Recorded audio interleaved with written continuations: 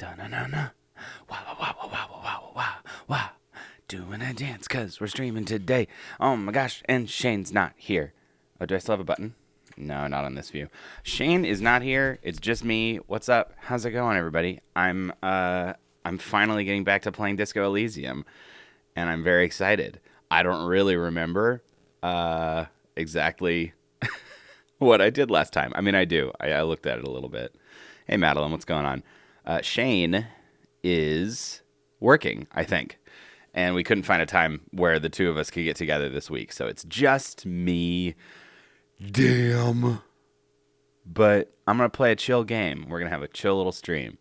And I'm excited.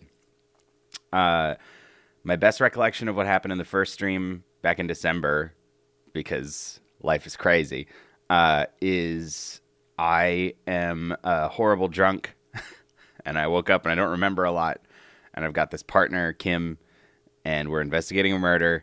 And there's a lot of really cool world building. And you can die by getting too scared and having a heart attack. So this is the kind of game we're playing. And speaking of the game, a zoobadoo, here we are. And continue. Boom. Here we are. Let me know if the volume's too loud, as always. But I don't remember what's happening. But here's Kim. Yes? Yeah, I am good. I'm good. I think we've exhausted stuff. Oh, that's right. So I went through down here and I came out up top and I'm exploring up here. So let's look.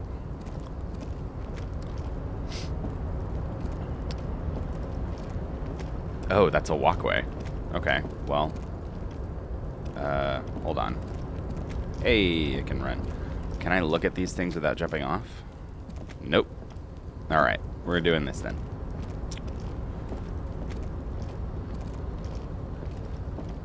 Yeah, because there's that murder. There's a guy hanging, like dead body hanging. Alright. Doorway's gonna collapse. Yeah, this building looks like shit.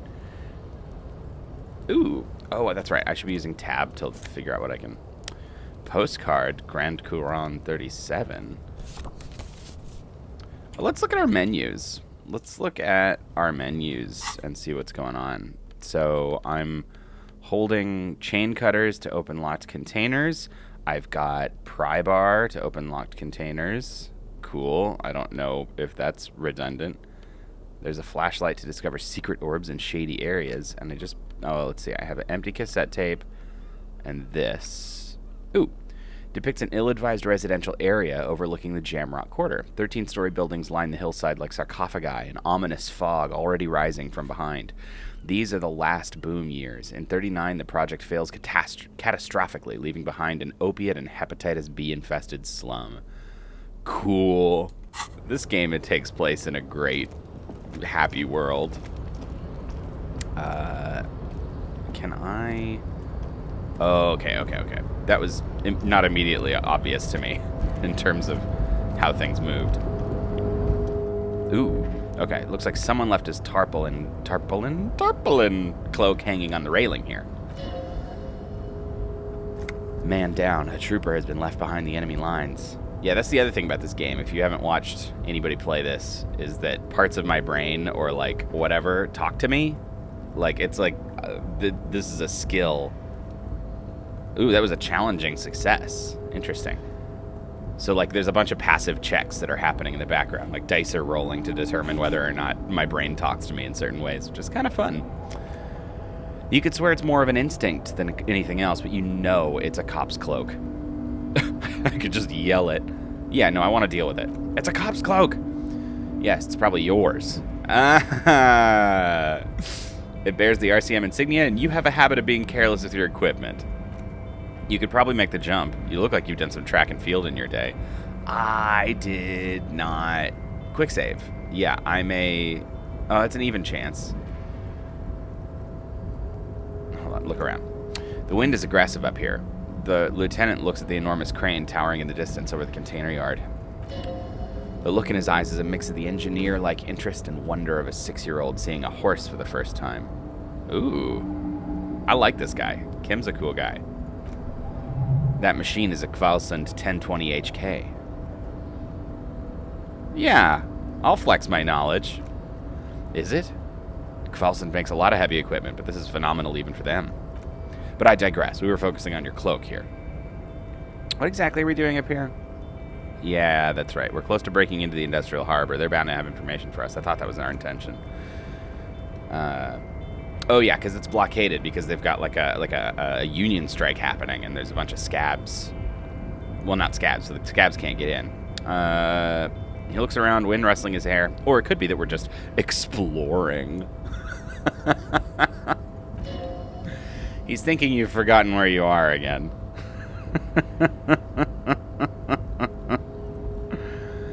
You really think this cloak is mine? Should I go for it? Jump? The cloak? I do think it's yours. Yeah. Okay, not right now. We're gonna hit the quick save button.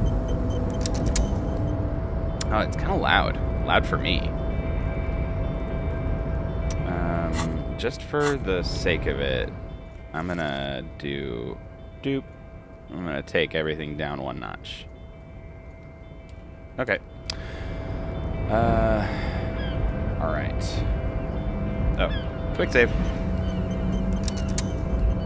Yeah, we're doing it. Jump. Oh, did that mean that I passed? I think it means that I failed. If I can do it, I'll... Check failure. Holy wow, that's high. It doesn't seem dangerous.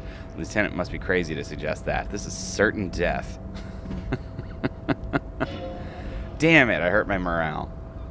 You could have died there. Shit. I'm failing you. This wasn't part of our deal. And my health? Health critical. Do I have any... Do I even have a health item? No, I'm dying. Yeah, I'm sure it's just heartburn. And, hey, this wouldn't be this game if I didn't immediately die. And load that quick save. I mean, I could just quick save and keep clicking the same thing until I roll better, but I don't think that's fun. I don't think that's quite as fun. Let's see. So what do I got going on? Oh, that's right. So my journal, I got tasks, track down my gun and my badge. That's right. Pay for damages to the hotel room. Yes. Who made the call reporting the crime? Okay. Inspect the victim's body. You just need to suppress the urge to throw up and approach it. Oh, did I not actually get close enough to the body to look at it? Well, I can go back. And then I need to sing karaoke somehow. Need to find a sad song to do karaoke to. And I don't have restorative items. I don't know if there was a nuke in this world or if it's just really, really effed. Like, it's hard to say. They dole out the world building in a not shitty way, which means that they don't just info dump about things that you should already know. Can I wear this? Oh my god, I can totally be wearing that. Okay. Physical instrument. Work it. Reeking of sweat. I'm not afraid to show off my upper body and hairy chest. Not at all. Okay. Surely there is... Wait a minute. I should be tabbing. There's stuff to look at. Okay. Yes, money please. Money please. Alright. I can't get there, can I? And I can't get there unless I jump. You know what? We're going to quick save and we're going to try this one more time. If I die, I die. I'm a jumping fool. Look at my majestic form. As you leap in the air, a chilly breeze engulfs you, sharpening your senses. Whoa. Close your eyes, let your senses take in the world around you? Hell yeah, I do want to do that. Healed morale! Ankles tingling from the tension, blood roaring in your ears, you are ready for your rendezvous with the concrete pavement below. Oh yeah, that's right, my necktie talks to me. He's so on the money, Breton. Just imagine yourself dual-wielding a bottle and a flaming cigarette whilst airborne. As the concrete floor welcomes you, you realize it's been a while since you felt so alive, alert, capable. Must be the adrenaline. I knew you could do it. My climbing down might not have been as disco as your jump, but at least we can explore the harbor now. Disco! Okay. With your feet firmly planted on the concrete, the noise of the harbor rushes back in. Give me this, taking this thing and then putting it on. Oh, yeah. Oh, so this goes on where Jacket is? Oh, wait a moment. So this is Disco-Ass Blazer, and this is... Oh, it's better. Sick. I love that. Whoop-pow. And look how cool I look now. Can I open this door? Oh, well, I didn't realize that was going to zone me.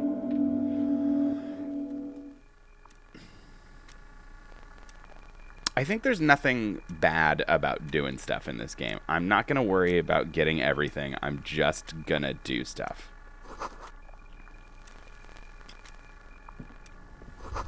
A giant ass print on the pillow and a pattern of coffee rings on the armrest. Someone is habitually chilling next to the radio. That's fair.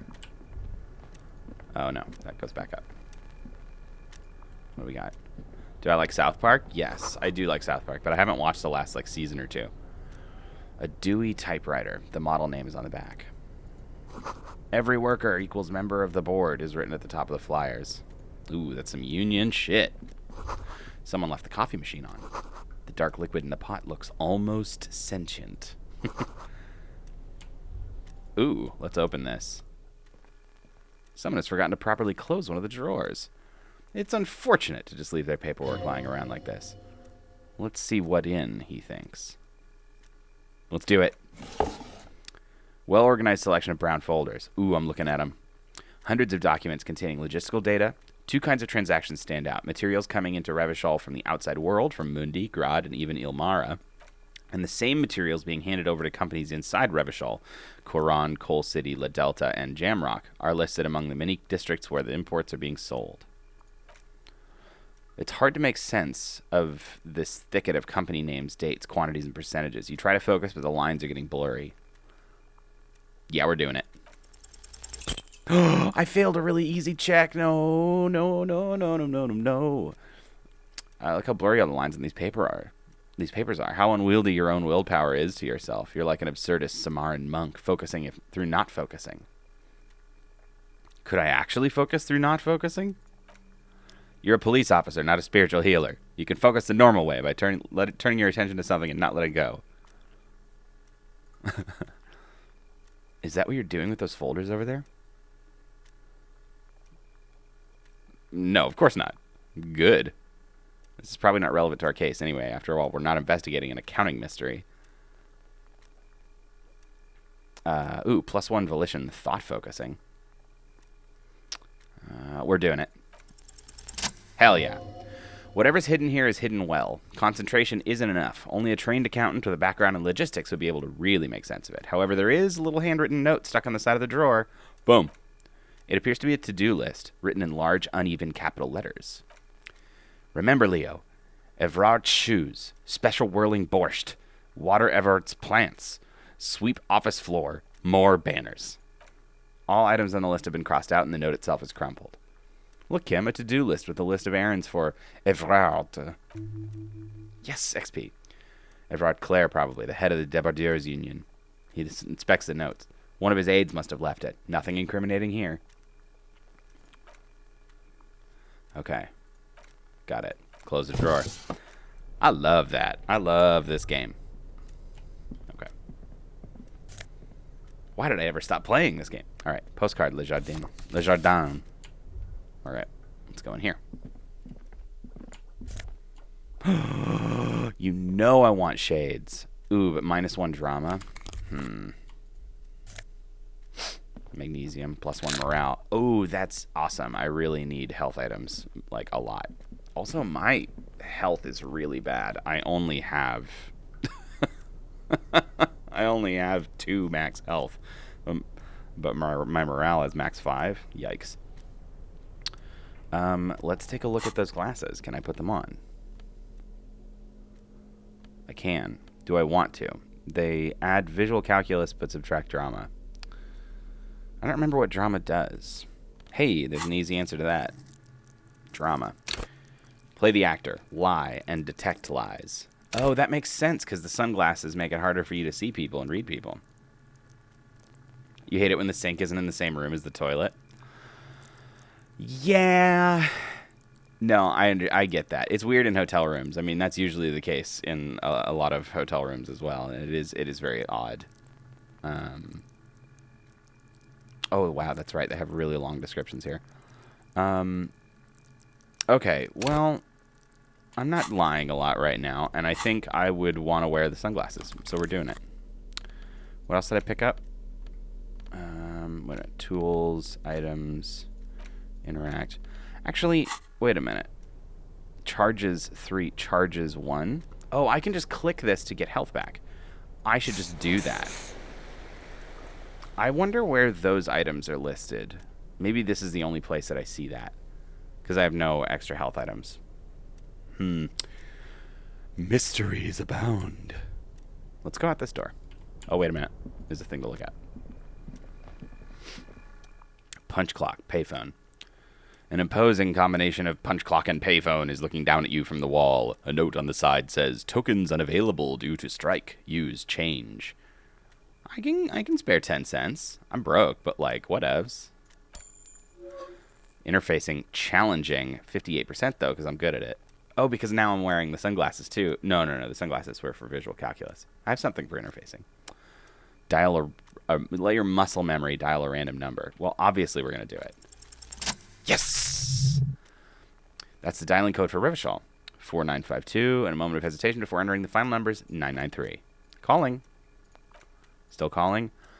A crackle. Someone picks up. They say, "Video Revishal, 24-hour video rental. We rent 8 and 10 millimeter film for home use. This is Lemmy. How may I help you?" Why is that my muscle memory? The voice of a youngster on the other end sounds as enthusiastic as that of a man walking towards the gallows. What is this place? Video Revishal is a 24-hour video rental. We rent 8 and 10 millimeter film for home use. This is Lemmy. No, I meant, what is this place to me? Sir, I don't know. It's a video rental. Maybe you rent videos here? Do you know me? No. Why did I call you? Maybe you called to extend your rental period? Do you need to extend your rental period? Maybe, but I don't even know my name. My name is Raphael Ambrosius Cousteau. Do you have anything on my name? No. Hold on. He's not going to know Raphael Cousteau. I came up with that in a drunken stupor. Let's try it. Raphael, what? Listen, I can't help you over the phone. If you need further assistance, you can visit us on the corner of Voyager and Main. Are we done? He thinks you're pulling a prank on him. The call is terminated by the other party. You're left with the discomforting sound of a disconnect tone. Yeah. That sounds right. Let's go out the door. Ooh, it's locked. Can't be opened without a pass card. Guess you have no choice but to talk to the union leader. Damn. All right, let's go back out. This was a cool place. And I got some sunglasses out of it. And some XP, like 10 XP. Or something. I don't know. Okay. Let's look at some stuff. Let's look at some more stuff. Collecting rainwater. Oh, can I not walk there? Maybe not. Huh. Okay. There's a lot to go exploring out here. At least 3 packs worth of cigarette butts. Numerous empty bottles of Commodore Red and potent Pilsner. All those empty wine bottles and cigarette butts on the ground. Someone partied really hard here. Did I do this? Well, yes, I think we can say with relative confidence that it was you. But I must have been on an advanced scouting mission in the harbor. I would like to be open and honest with Kim, and I would like to allow him to see my shame. Yes, the scene isn't exactly ripping with joy. Let's just move on. Can I do anything with that? No, I cannot. But I can go in there. This is the Night Watchman's booth. The name on the door reads Rene Arnaud. Kim, I'm going to take a quick look inside. Nothing incriminating catches your eye. The cabinets are clean and their sparse contents meticulously organized. There's a framed photograph on the table. Oh, we're taking it. Photo of a happy couple. Black and white photo of a young couple out in a street fair. The man is young, dark-skinned, and dressed in a Royal Carabiner uniform. The girl is smiling playfully at the camera. Why did you take that? Something about this man piques my interest. I think this can be a side thing. That's a fun little turn of phrase. It's instinctual to collect evidence. I'm making an artistic photo collage, Kim. This. Fine. But let's move. I don't want to be seen snooping around here. Fair enough.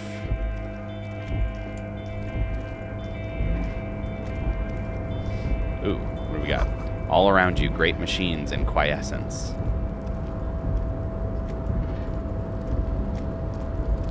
What do we got here? Wild pines. White pine trees are printed onto the screen covering. It looks like a forest under snow. Ooh, that's right. I can zoom in and out.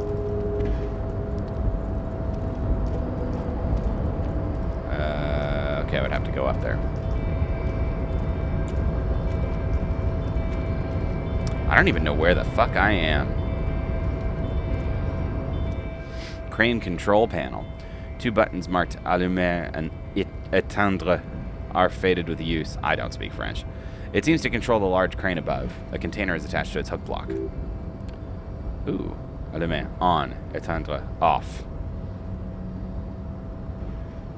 Let's turn it off. Yeah. Okay. We can turn it on in a minute if we want.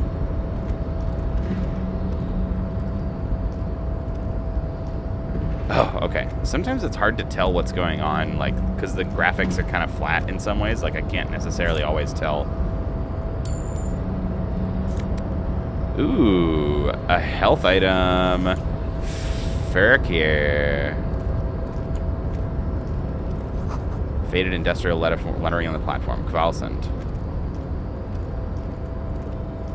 Okay, that's the edge. Let's go turn this crane on.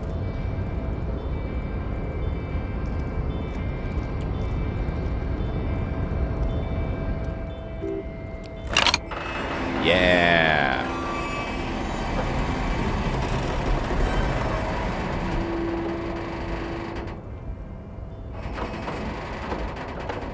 Yeah, now I can go in. Maybe.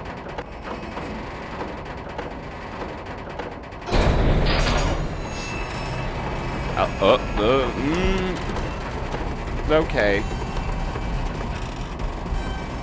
Okay. Surprisingly quiet? I don't know.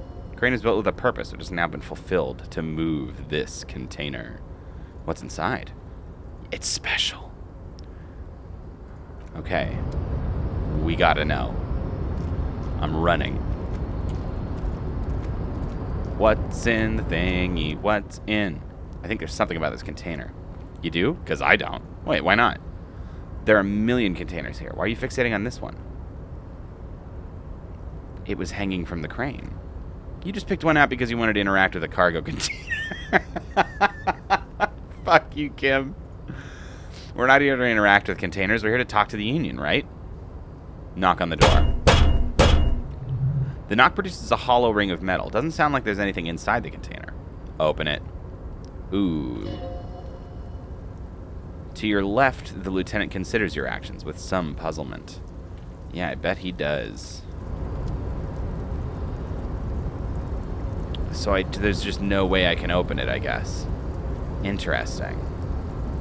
Oh, but I can go over here, and I never went this way. What do we got? Shipyard ahead is oddly quiet. The great machines are sleeping. What are you? Money. Money, please. What are you? Speaker tower. No work to organize in the yard below. Oh, this is a blue outline. I wonder what that even means. The musk of oil and rust comes from the chasm in front of you. Smells like blood. Ooh, good gloves. What do we got going on with my gloves? What am I wearing? +1 interfacing, but I've got half light. What's half light? Is that a skill? It can't be a skill. Oh, it is. Let the body take control. Let the body take control. Threaten people. Oh. It enables you to sense the way situations are about to turn. It injects palpable fear into your heart. Fear that urges you to act before it's too late to ever act again. Fear that makes you frighten others. It is the aggression that lets you squeeze every last drop of information out of a witness. Okay. Cool. So, why are these gloves like that? They're just threatening gloves. All right. I think I'd rather keep interfacing for now. In the absence of knowing anything else. Okay. Taking it. Industrial-sized thermos. Smells like burnt coffee. Oh, yeah, getting money. I can afford that raincoat now that I couldn't afford earlier. Oh, shit, I didn't want to zone. I wanted to talk to that guy. I had no idea that was going to do that. This seems like a whole thing. Let's go out. I want to talk to a guy.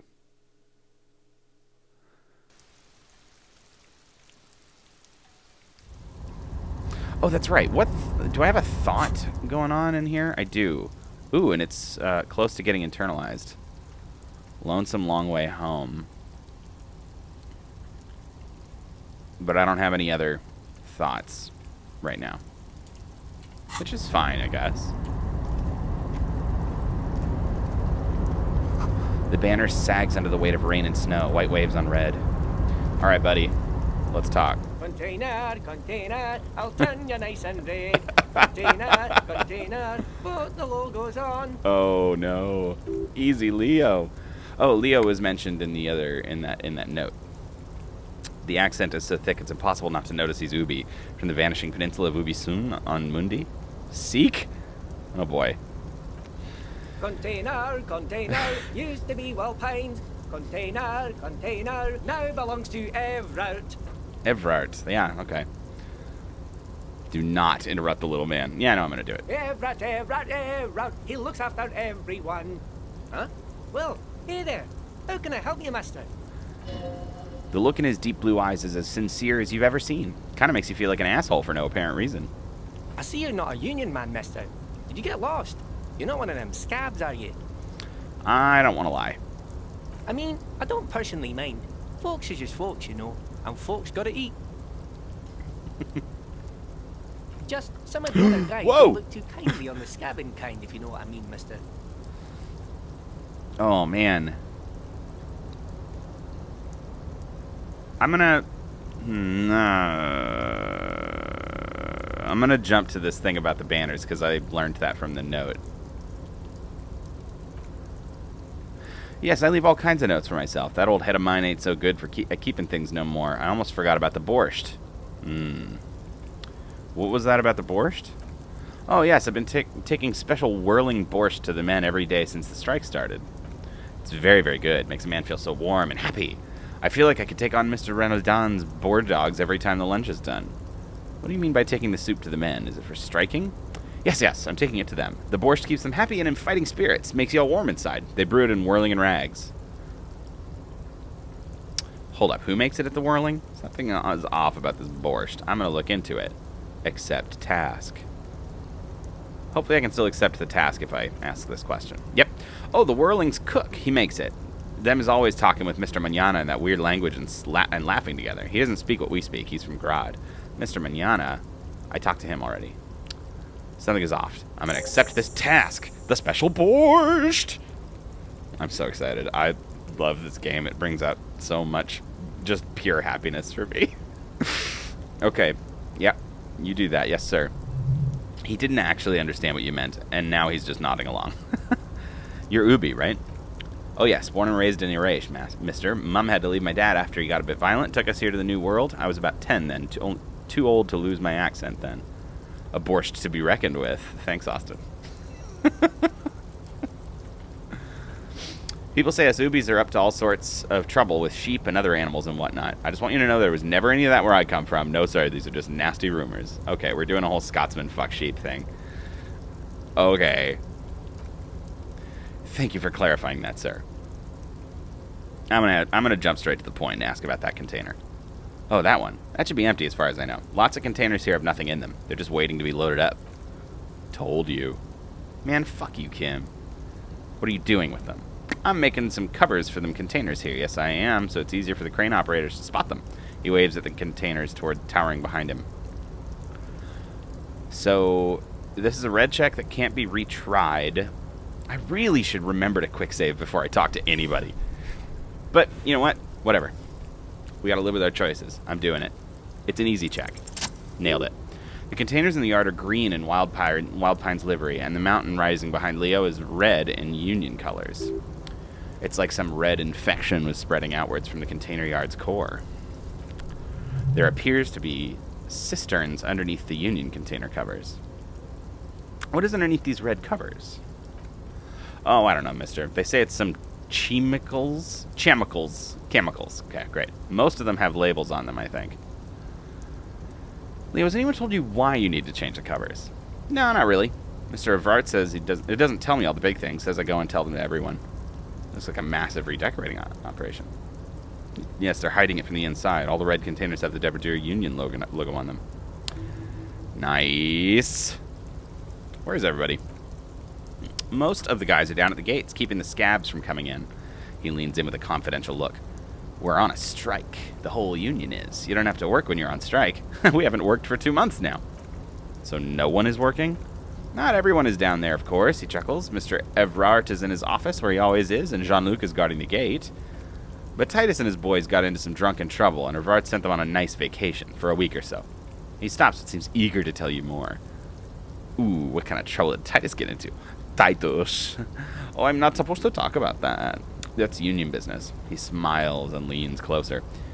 Him and his boys stirred something up in town. Probably drank too much and got into a fight or something. I heard Mr. Avart telling them to take some time off. Don't go all bad cop on this simple, friendly fellow. But what did they actually do? I guess the boys got a bit too rowdy and had to let out some steam. I don't really know the details. That's just how boys are, you know. Okay. Another chuckle. I haven't been in a fight since I was in middle school. Yeah, exactly. Not all boys. Ugh. Gross.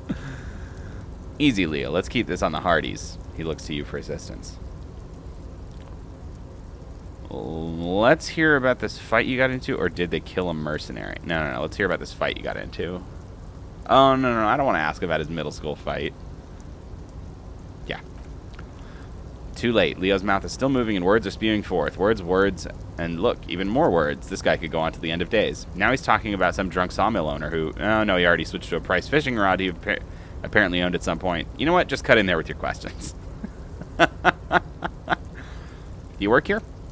Yes, everybody needs a job, and this is mine. I'm Leonard, by the way. Leonard Bellick. But everyone calls me Leo.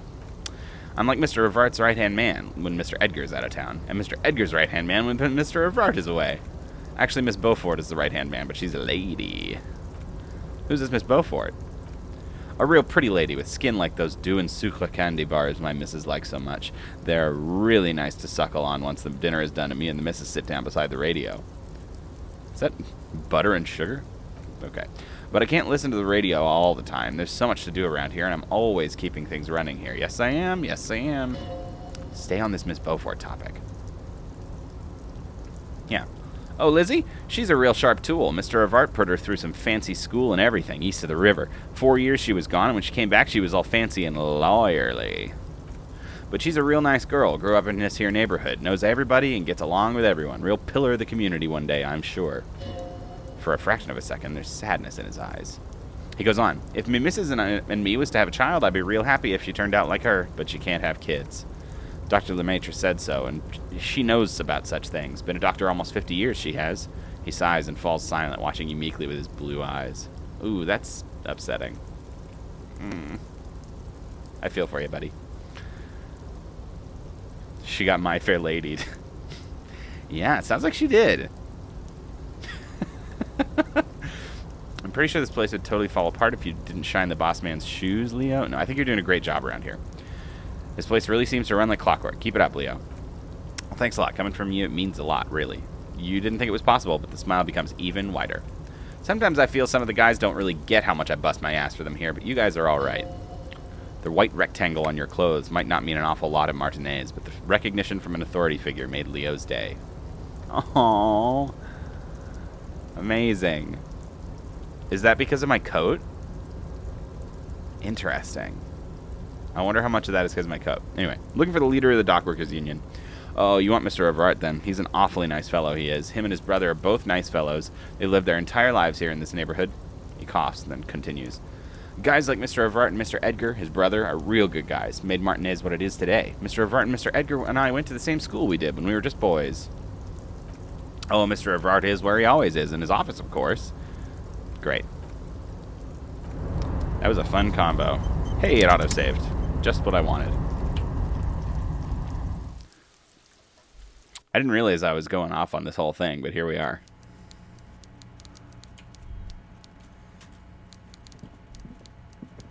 The coffee in the giant thermoses is still lukewarm. I love how he's just going around talking about all the coffee everywhere. Oh. Ooh. What's up? You got a fish on your wall too? Ours is cooler. Taxidermy fish that tells time. Oh shit. His is a clock? His is a clock? Okay. Well, let's talk to this fellow. Before you was a walrus of a man seated behind a large desk. He looks up from his work, not the least bit surprised to see you. With great effort, he straightens himself up in his chair, yet says nothing. He simply stares at you. With a mixture of expectation and impatience, well bottled. Just leave. Are you in charge of the dock workers? Welcome, Mr. Dubois, Mr. Kitsuragi. It's good of you two to stop by. Mr. Dubois? Please, have a seat. Is that my last name? I'm Everard Clare, head of the Debargeurs Union here in Martinez. I'd offer you my hand, but unfortunately my health prevents me from getting up. You understand? I do. You're very large. He looks extremely comfortable. The tiny folding chair, on the other hand, looks like a torture device. Yeah, the one that I'm about to sit in. You go ahead, detective. Can't be good. I'll do my best. Forget about that. What's with this Dubois stuff? You're getting some seriously bad vibes from that name. Do I clue him in that I don't know my name?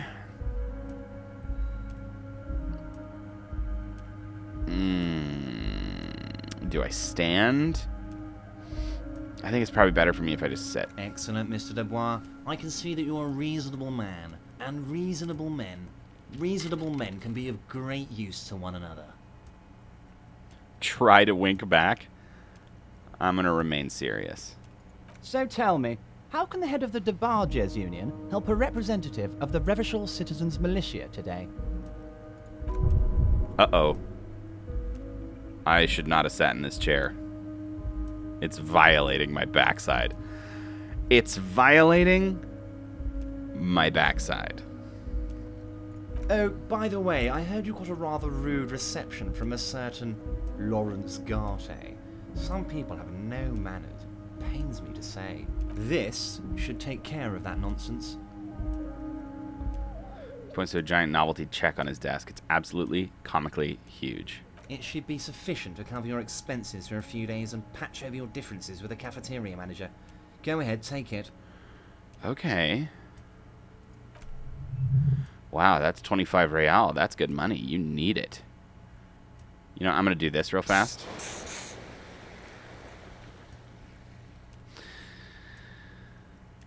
Oh, I don't know if I want to take this money. I think it might be a bad idea, but I need the money. I'm so broke. Okay, hold on. Keep it. I'm good. Wait, I'm gonna ask a follow-up question. You know Gar? Yes, I know Garte? Lawrence. He's a real character. No union man in him. A real piece of work, that boy is. I'm gonna take the money. I am not too proud for this. It might fuck me later, but I'm gonna take the money. But I'm not gonna thank him. Is there anything you'd like to say to me? Or... No, it's cool. Cool? Wouldn't go that far. I'm sure there are cooler things than delivering a comically oversized novelty check to a cafeteria manager. But, sure, if that's what's cool nowadays. Austin, fuck you. I'm not a sellout. Get out of my Twitch stream. Now, I'd like to set your mind at ease about one other matter. Your lost gun. Look, Let me assure you, Union people are on it as we speak. I've got my best hounds looking for that lost gun. Okay. I don't want you to find my gun. Lost gun. Lost gun. Yeah, I know that I lost my gun. Shit. The world is swallowed by a black hole of fear. Only 2 words escape its gravitational pull. Lost and gun. How do you know about my lost gun? I know everything, Harry. Harry Right now, I Dubois? know Oh you no, want. that's my name? Don't be worried. Everything's going to be alright. It's not like you left it loaded. You didn't lose a loaded gun. Local children aren't out there playing with it right now, pointing it into their own mouths. It's in a safe place. I just know it. Oh, fuck I have you. a feeling everything's going to be alright. I should not have taken this man's money. Ooh, it was loaded. There were 2 bullets in it. You always keep at least 2 barrels loaded. I would love to try and not panic. I would love that. Ooh, +1 didn't say thanks. -1 took the check. -2, the chair is killing you. I hate that this game punishes me for my choices and then lays it out in a bulleted list. Oh, God. Okay.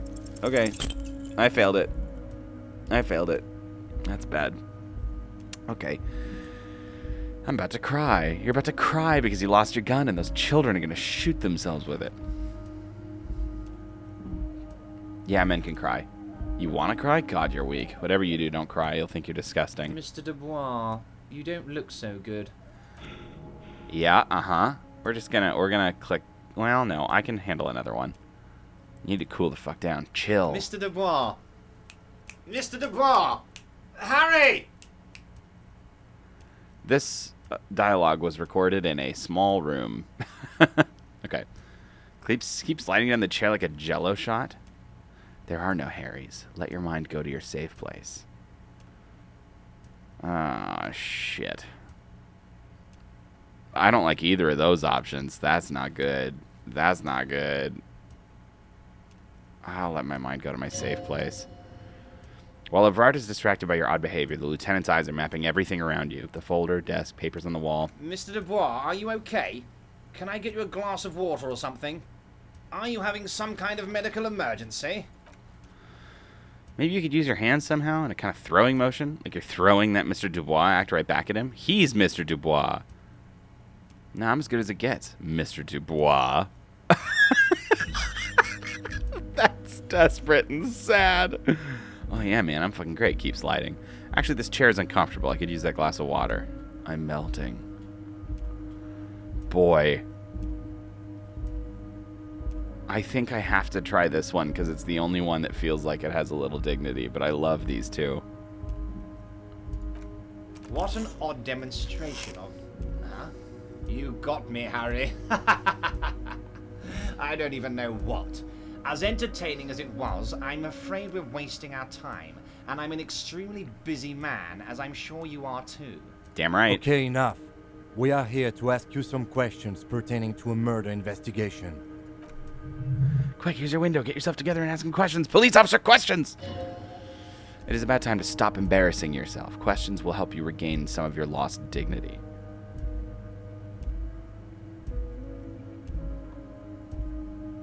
I want to talk about the hanging. Of course. That's your main thing here. That's why you're in Martinez. I know everything that goes on around here, and I would love to discuss it with you. Hell yeah, secret task complete. Interview the union boss.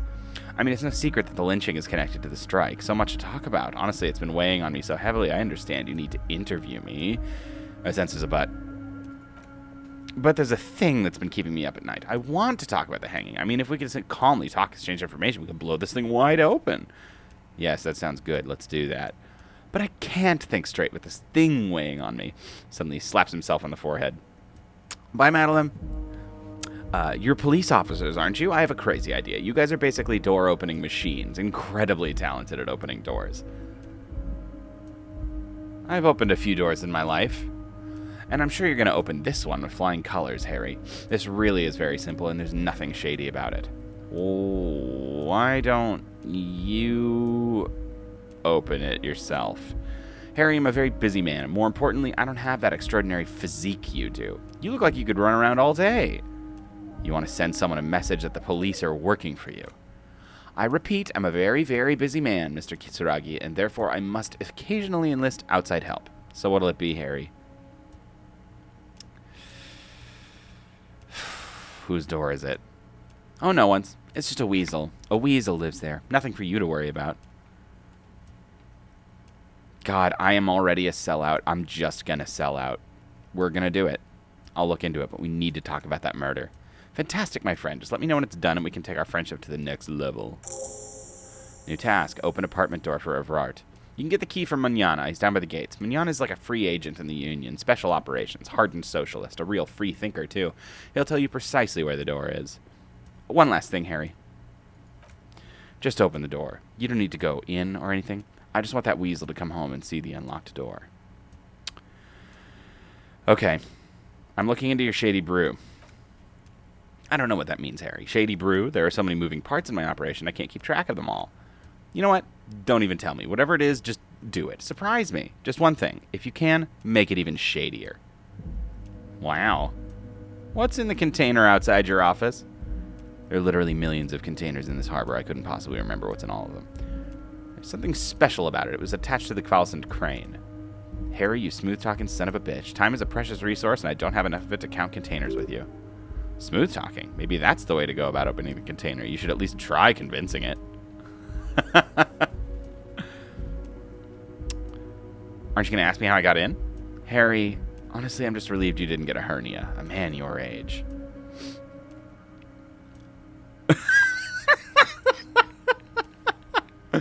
That is funny. And I like it, and I'm clicking it. Yes, Harry. You're obviously in peak physical condition, and I salute both your initiative and your physical prowess. Very impressive, Harry. Very impressive. Anyway, I assure you, I'm a very well-informed man. Information reaches me before I even get the chance to request it. You call me Mr. Dubois. Why? Of course. Let us dispatch with the formalities. You call me Everard. I can call you Harry. So that's really my name? My God, so it's true. I didn't want to believe it, but you are a fantastic science fiction amnesiac cop, aren't you? What are the odds of that? I think the odds of that are very low. My memory's fine. I'm just testing you. So good to hear that, Harry. Apparently my sources were wrong. However, if you did have a spot of memory trouble, I could help you out with my big fat folder. It's just a brown folder. You can't make out what's written on it.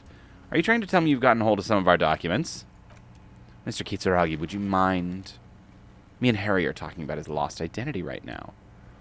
Oh, no. My drama is lower because of the glasses. A red check can't be retried.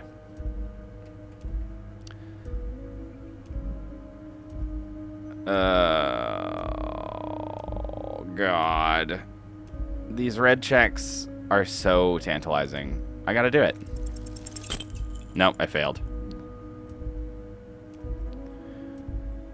I've got nothing to hide. Oh, Harry. Oh, wow, this is really something. I'm sure it's not that bad. At worst, he has an old RCM folder, and I very much doubt even that. So how about it, Harry? You need assistance, I presume. I don't want him to know that I'm actually an amnesiac. I mean, clearly he does know, but I feel like I wouldn't want to ask any of these questions because I hate this man. Where'd you get it? Oh, this? My friends in your organization gave it to me, Harry. I'm afraid this has been for unionitis only, Mr. Kitsuragi. I'm sure you understand. Please continue, Harry. Let's talk about other shit. My lost gun.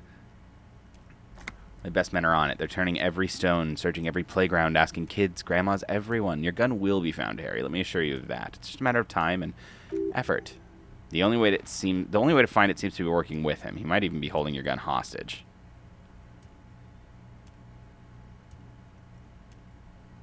Could he really hold my gun hostage? Who knows? Only one thing is certain. If you work with him, you're going to get it back, and working with him might be the only way to do it.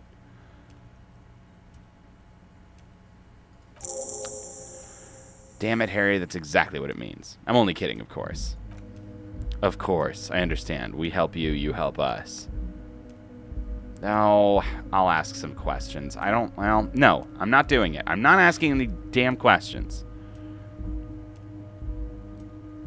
You need to get in and out through the gate. I was wondering how I was supposed to get out.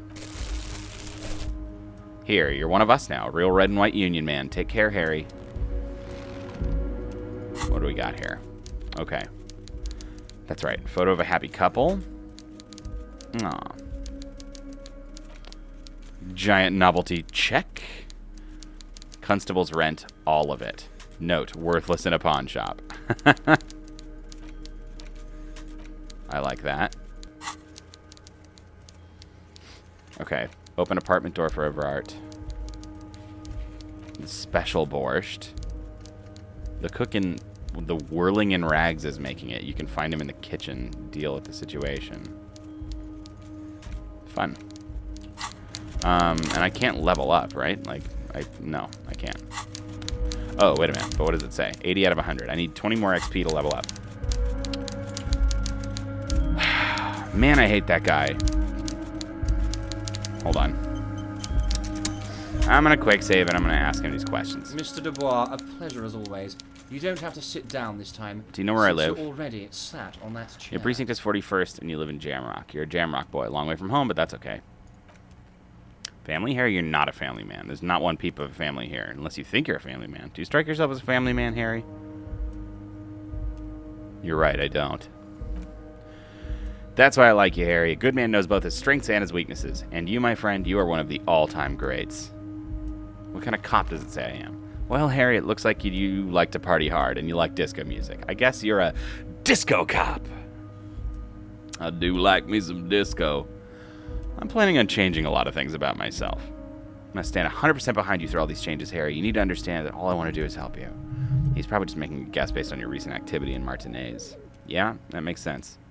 What's my full name? Harry Dubois. You feel like a Dubois, but you don't feel like a Harry. Strange. You don't feel like any of these things. You know what your name is. You have a sophisticated name, like that of a count or a beautiful man. That's not my name. My name is Raphael Cousteau.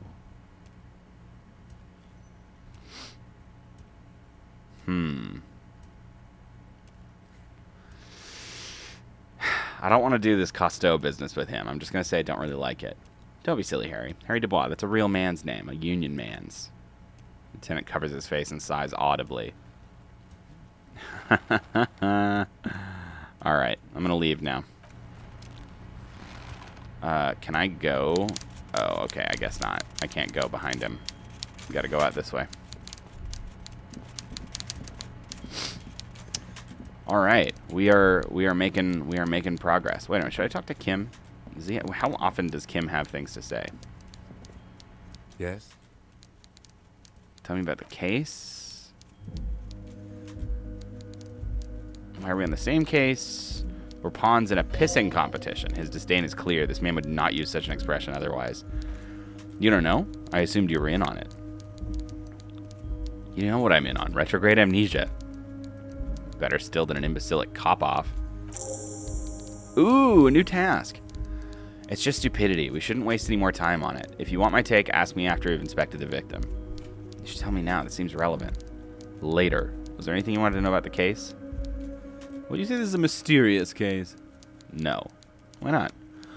The deceased is a security guard for a corporation involved in a labor dispute. It doesn't take a DeLorean polymath to put the pieces together. I just don't see the case getting more mysterious than that.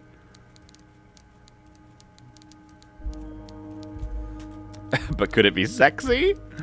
There was some interest in this case at my station, but not for the reasons you have in mind. You seem to wish there was. Are you sure there's not some sex angle we should be considering? Good point. Martinez is famed for its occult sex murder rites. We'll get on it immediately.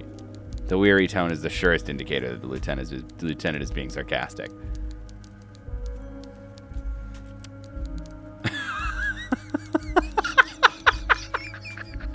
It doesn't have to be a cult. It could just be sex murder.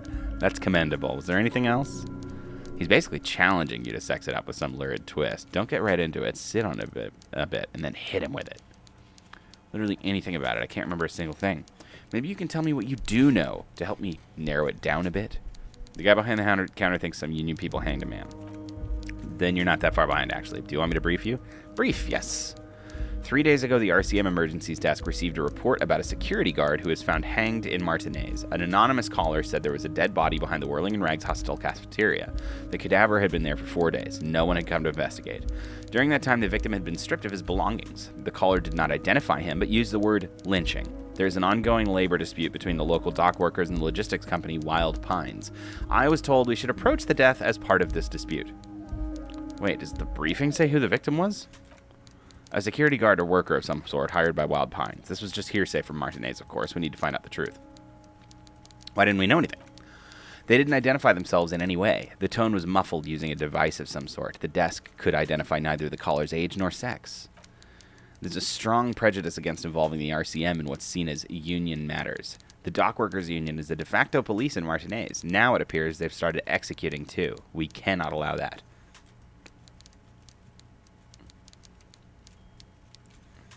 Of course, I understand everything now. Hey, another secret task. Just to be clear, we are police officers. It's our job to find the killer. That's the case. Uncover and arrest the killer. I have all I need for now. Good. Ooh. Convinced Kim there's a sexy dark mystery to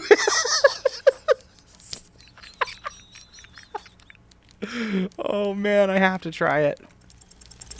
Damn it. Only banal things strike you. At the core, you're a very banal person with a very small soul.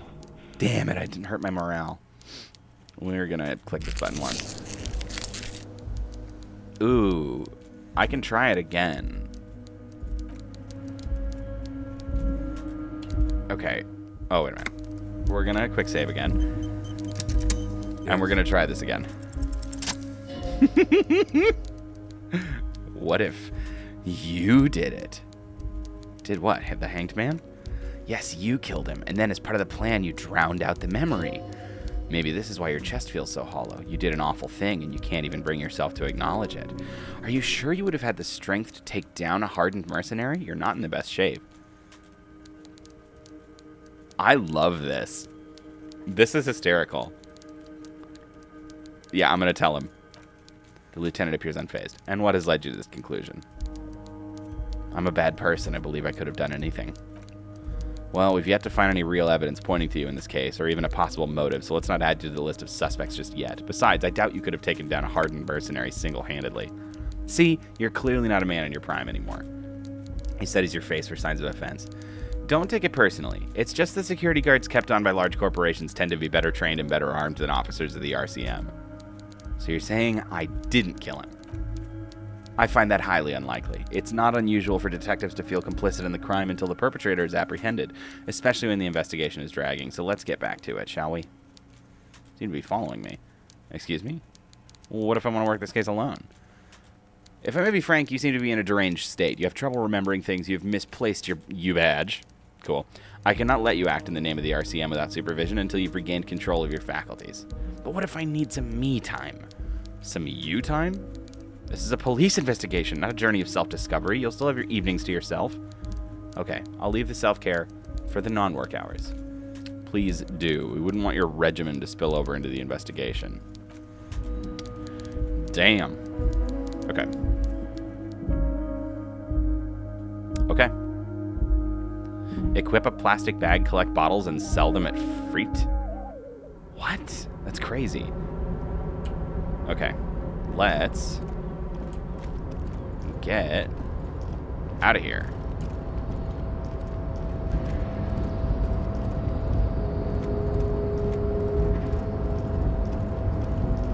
There's nothing more I can do here, right? Rhetoric. Persuade the door to open.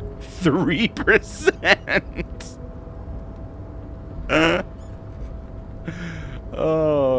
God. Okay. A white check and I may retry it. We're gonna just always quick save because I don't really want to...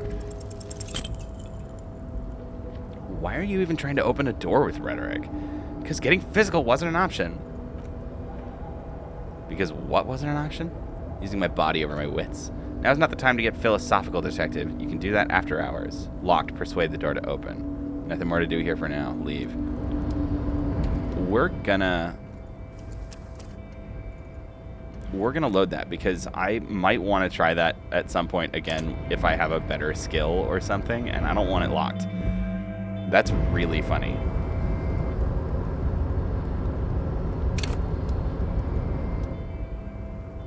Impossible 18%. Yeah, that's really funny. Wait a minute. Okay, nothing more to do here. Let's get out.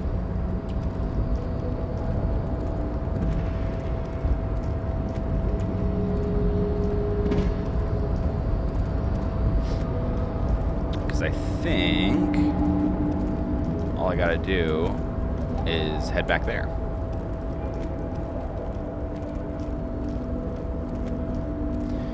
And if the menu is to be believed, I never really investigated the body because I don't think I could get close enough to it without throwing up.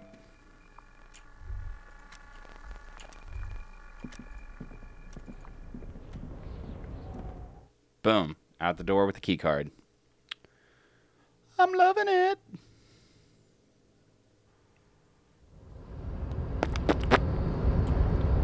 Oh. We're up here now. So now I can go talk to this fellow. Again. So, how'd you like our harbor? Labor utopia. It's but a rest area on the path leading across open plains. Right. You talk to the boss, right? Eye to eye, like man of the plane. If you have any more questions, I'm set to talk. Everard said you have a key to a door? A key, huh? What door is this key supposed to open? He said it belonged to a weasel. Oh. Got a key. Basement apartment. Okay. Got a key right here. And let me tell you, it's a mighty good idea to help us out during the strike. Working class solidarity, as they say. What?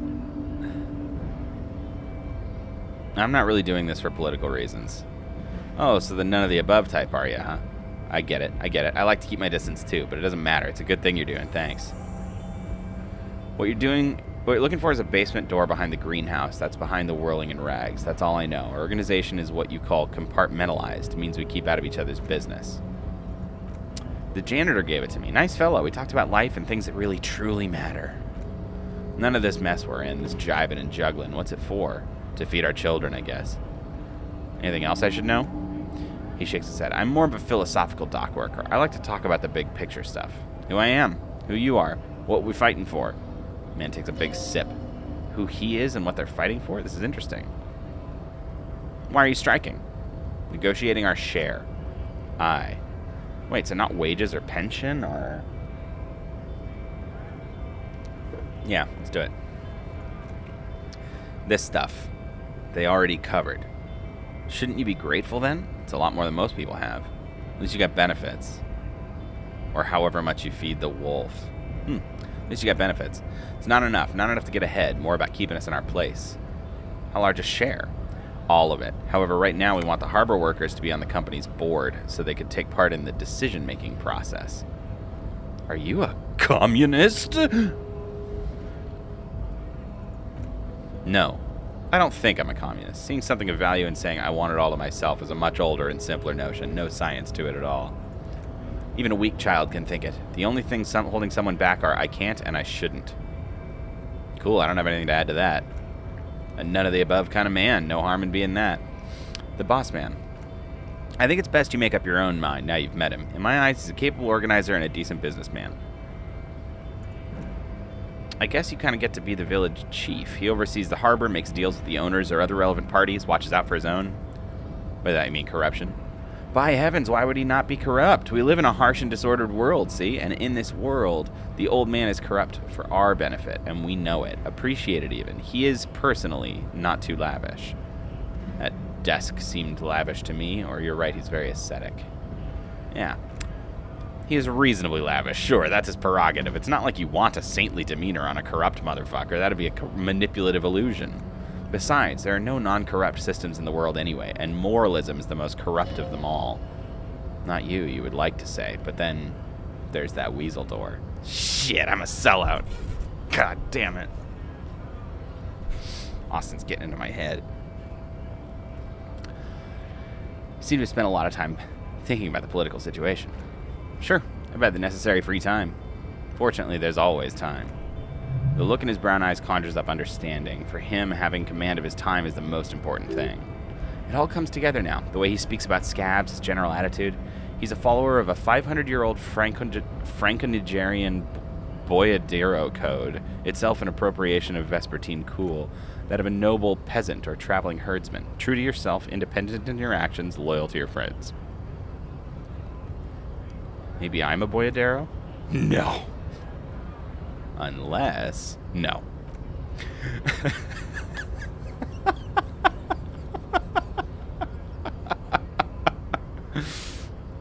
Man sits on the railing, his hands reaching far and wide, yet it feels as if he could effortlessly go even wider if need be, an endless torrent of time.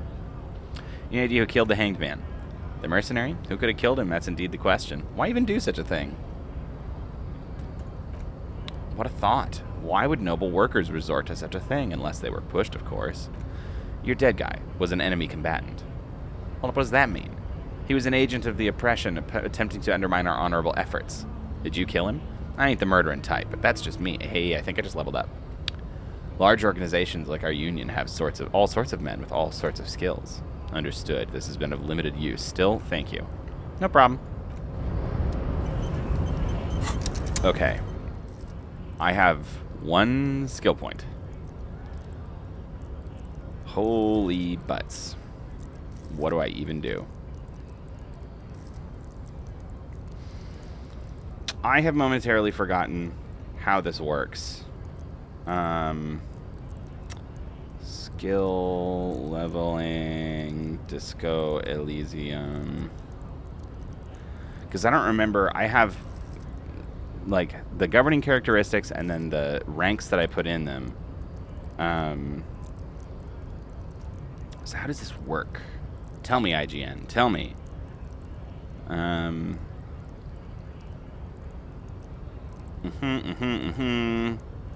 Honestly, I should probably... Let's see. Endurance, physical base, learned skill. It's a total of 2.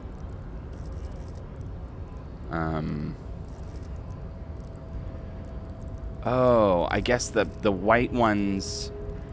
I see what's going on. The white ones are the ones that I put into, and it doesn't fill in pips. It adds pips, I guess. Let's see. What does it check that skill? Playing for roleplay, blah, blah, blah, blah, blah, blah, blah. Okay, don't tell me about the skills. Tell me what happened. Okay, well, that's great.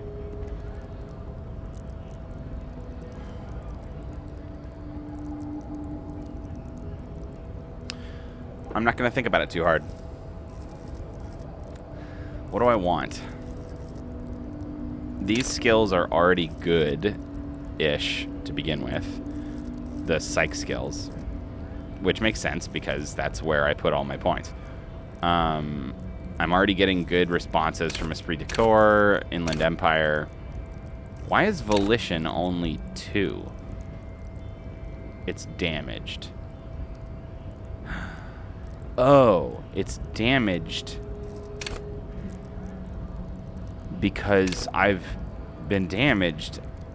Oh, that makes the effect of the Volition skill worse because I'm damaged. That's an interesting reason for keeping it at max. Huh. Okay.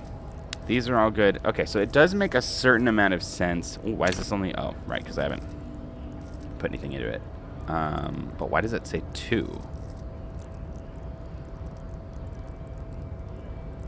Why are there 2 pips? That's strange. I wonder. It does fill them in. How How does this even work? Okay, I'm going to do one more Google.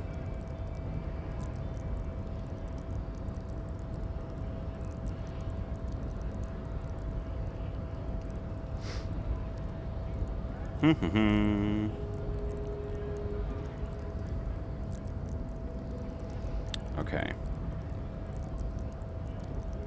Yes, yes, yes. What did I pick as my signature skill? I think I picked Shivers? Or something? Oh, yeah, because it's got this little symbol on it, right? I think that's what that was.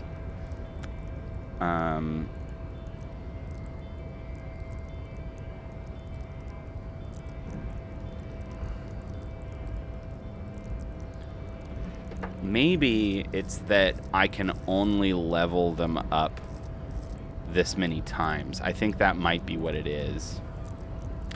And I chose Shivers as my signature skill, which increased the max possible level for the whole row. That's what I'm recalling. Okay.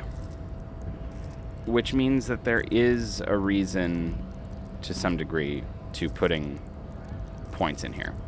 Why is this only 5? And why is that 6? Oh, because this is adding in bonuses from items. Great.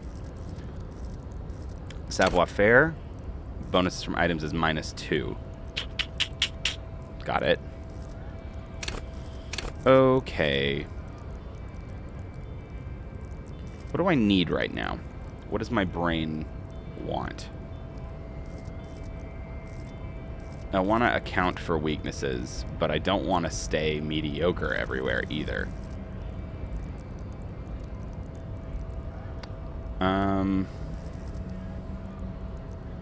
Rhetoric was the thing that I needed for that thing.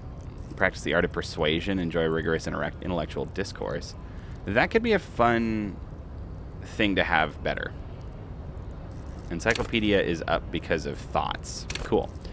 I think rhetoric is a fun option, and it is what I wanted for talking to that cargo container. And I like the conversations. So I'm going to hit that.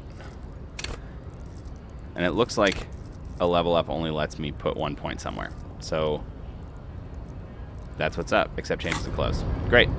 Not thinking about it too hard. Okay, let's go back to where the body was. Just to remind myself. Oh, I talked to this. This is the racist guy, right? Looking for something? What was that argument all about? Not the most popular topic nowadays with the coalition in charge and all. You might want to change the topic. That is, bury your head under the sand like common sheep. Okay. Oh, so you're just a racist. Makes sense. I'm not just racist. Look, I've read books. The science of racial theory has all been proved, even if some people don't want to accept it. Okay, gross. People who've studied these things say that you and me are superior by design. So naturally, we Occidentals should be in charge. Obviously, you can see the merits in that.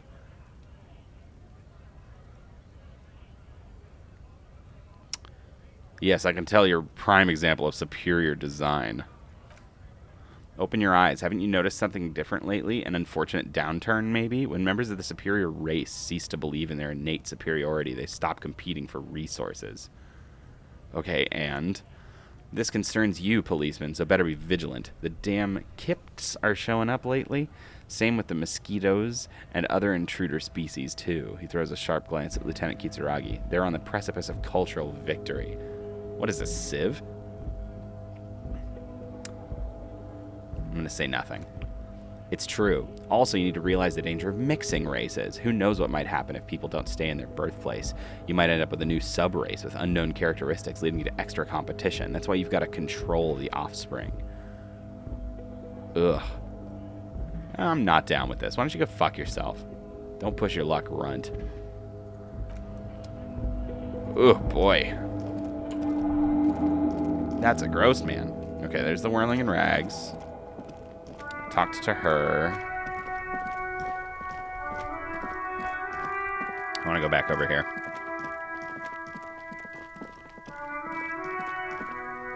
Ugh, this horrible kid again. Alright, let's quick save. What was this again? Yeah, okay. Let's go look at the body again. Endurance. Very low. I have horrible endurance. Nope. Can't do it. Okay. There is supposedly a door behind the greenhouse. Right? Like that's what I was led to. So it's this way. It's there. So how do I get there? Let's try it.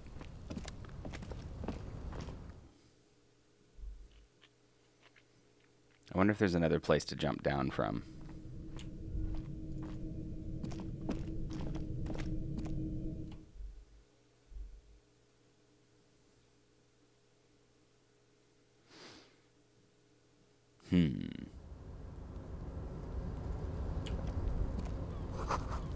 Barrels are half full of rainwater.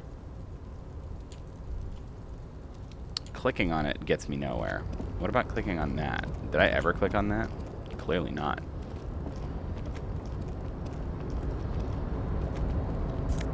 Hey, a health thing. Good job, Andy. Okay. Can I step out on the balcony? I cannot. Is there anywhere else to go over here? No, there is not. And walking up here just has the jump down option. Okay, so I still don't know how to get there. Fair enough.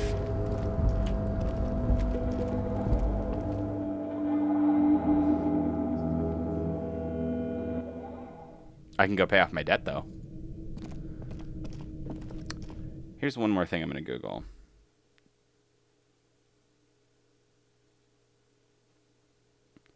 Does, like... Okay, so you can buy healing stuff at Freet, which makes sense.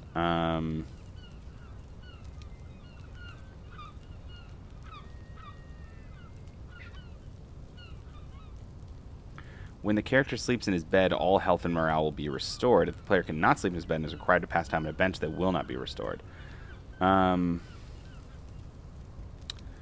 Yeah. So obviously...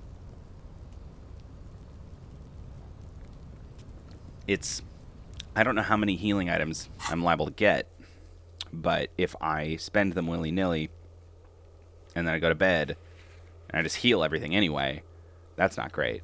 But if I don't heal, my volition skill is just damaged and is bad right now, which sucks too. Okay. Pissing competition. Ask him about this after the initial inspection of the dead body is done. Okay. Well, clearly I can't inspect the dead body right now.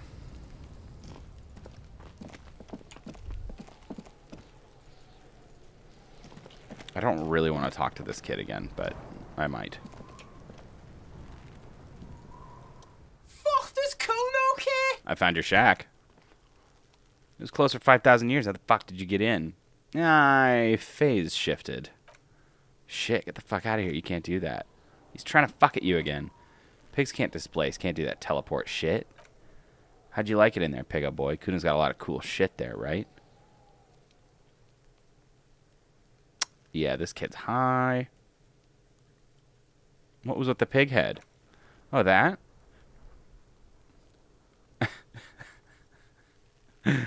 Every year. Yeah, exactly. That's exactly what this kid is like.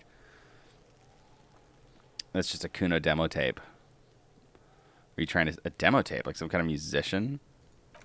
Yeah. Kuno plays on snuff radio. Fucks pigs. Live. Fucks their heads off. Gross, Kuno.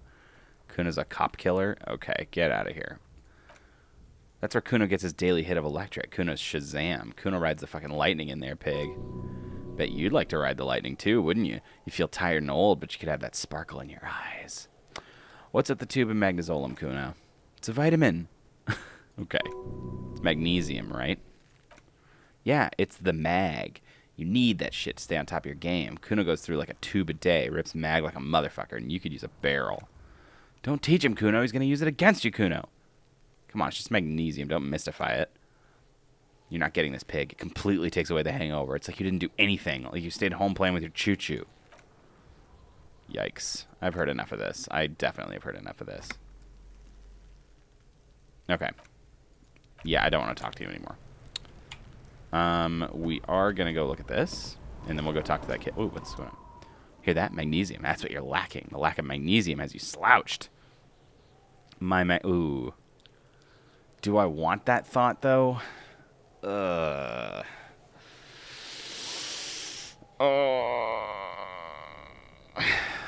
I don't want to be a drug person. The lack of magnesium has you slouched. No. No, I will not do drugs. The letter R wears a crown. On the ribbon below, a light above descending. Trash container's locked. There's something in there.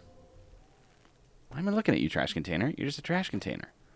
The body is downwind from here. Maybe you prefer the smell of garbage to the smell of death? Lieutenant, what do you think could be in here? Trash, food waste from the cafeteria. They lock these containers to keep the derelicts from flocking in. Could be evidence, too. Yes, I feel like there's something in there. What do you mean you feel? Just a hunch. Maybe someone threw something in there. Mm-hmm. How do we get the lock open? We could try using a pry bar, the one you took from my motor carriage, or, Lieutenant? Or we could ask for a key from the manager of the Whirling in Rags. He probably has one.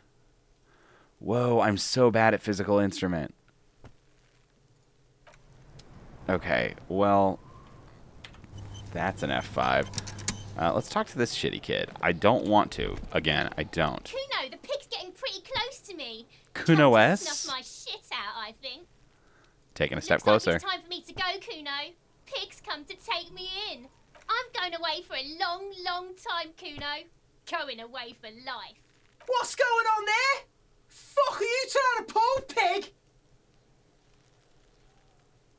Child, converse with me. Hey, kid. What is this kid shit? Fucking mind games. Get the fuck out of here, face! You got something? Talk to me! So it's a girl. Interesting.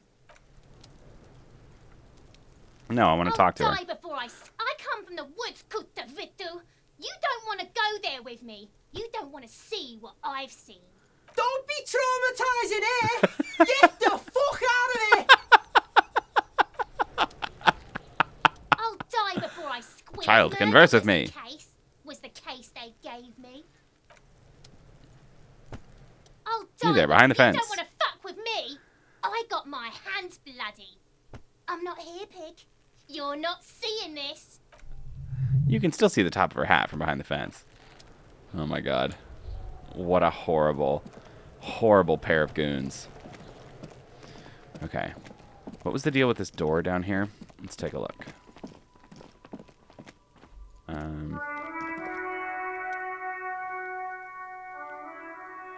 Ooh, why am I looking at this? What kind of vehicle drove through here?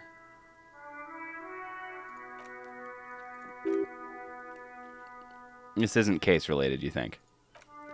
Hard to say. Your vision is blurred and you're having difficulty concentrating thanks to your relentless hangover. Well, let's give this a go. Damn. It's locked now. Put points into visual calculus to open this white check. Got it. Let the street sweeper just sweep them away.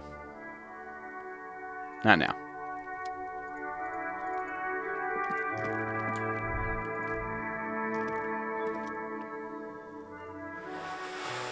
That's right. Holy crap, look at all these.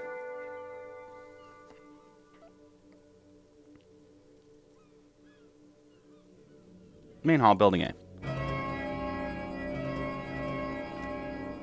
Plaisance. Kuno, please stop calling here. Grown-ups don't have time for your stupid games. This is the police. Please open the door. Oh, I'm sorry, officer. The doorbell's broken and the bookstore shouldn't even be on the list anymore, so I can't help you. Please don't call here again. Thanks.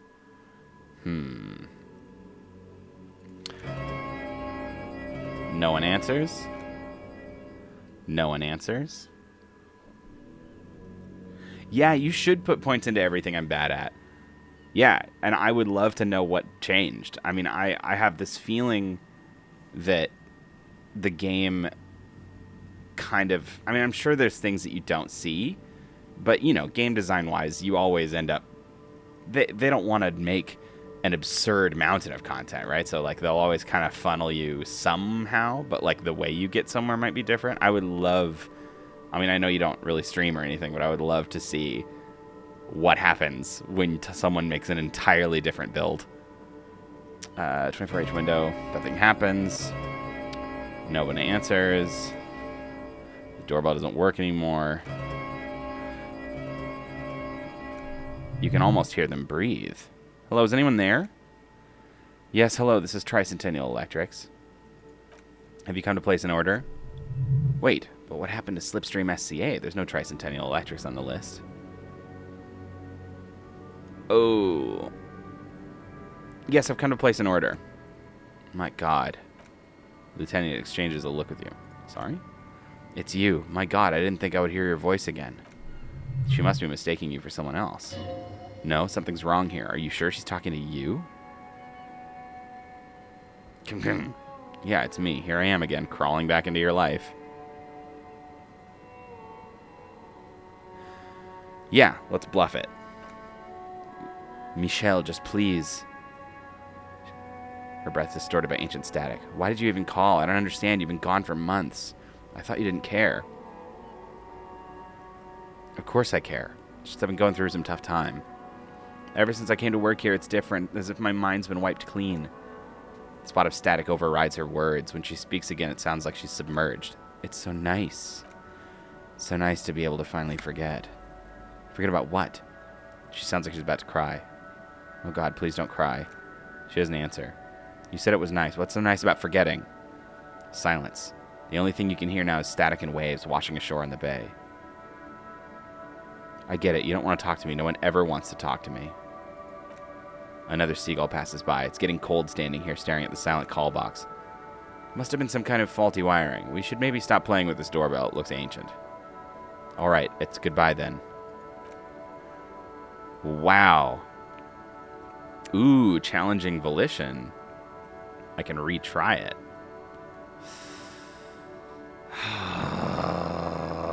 Okay, I might do that in a minute, but let's do the other doorbells.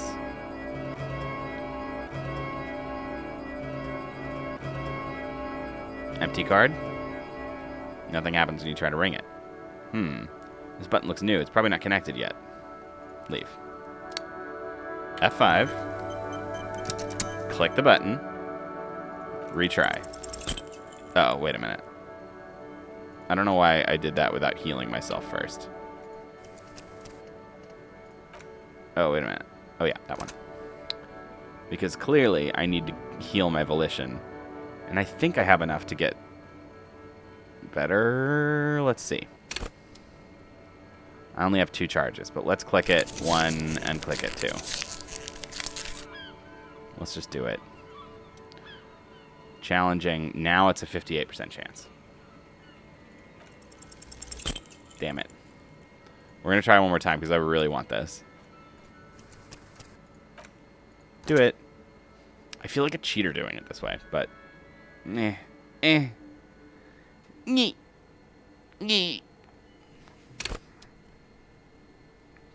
Okay.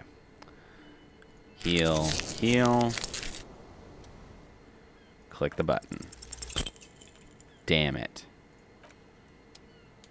One more. This will be my last attempt. I still want to heal, and I still want to try it again.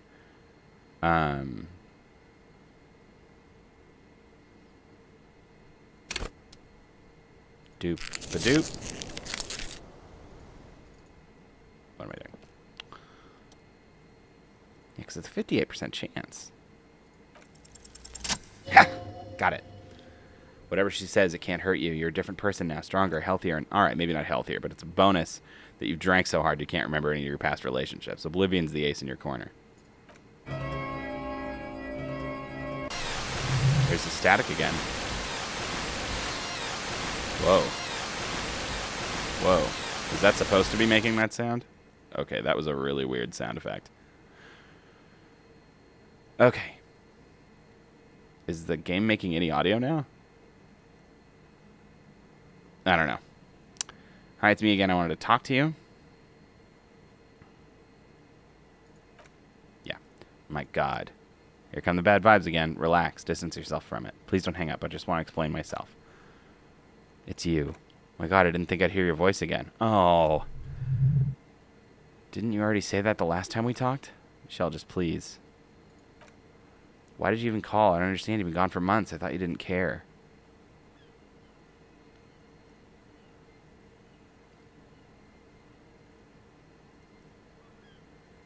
Doesn't matter what I say. You're just going to continue, right?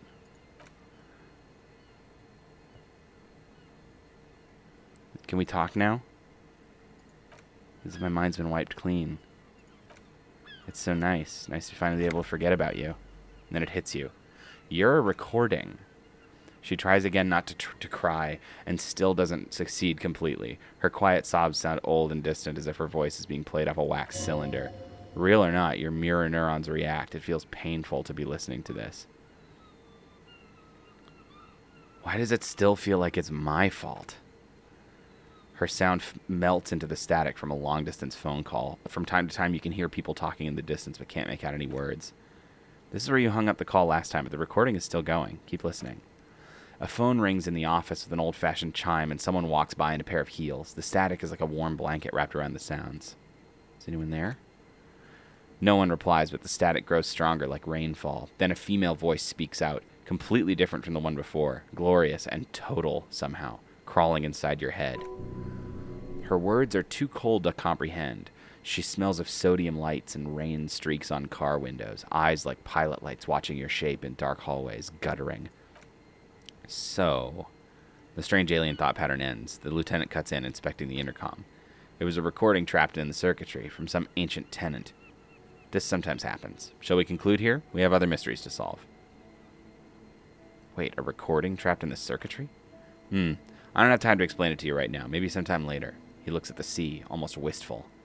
Something weird just happened to me.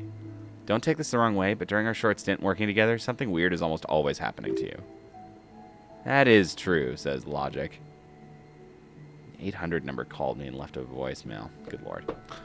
Leave. That was dope and worth it. Oh my God. That was so cool.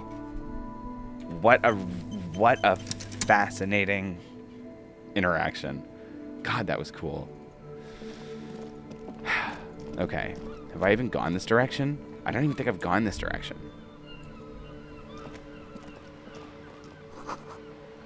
Half-naked dame on its cover. On the cover stands a very muscular man surrounded by flames.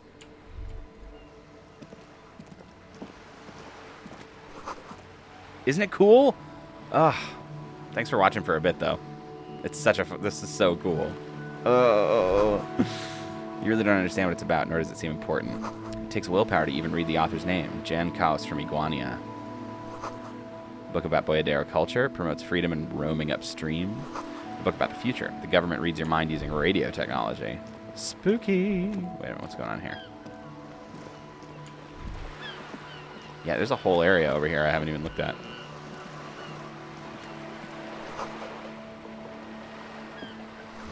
To roundabout north.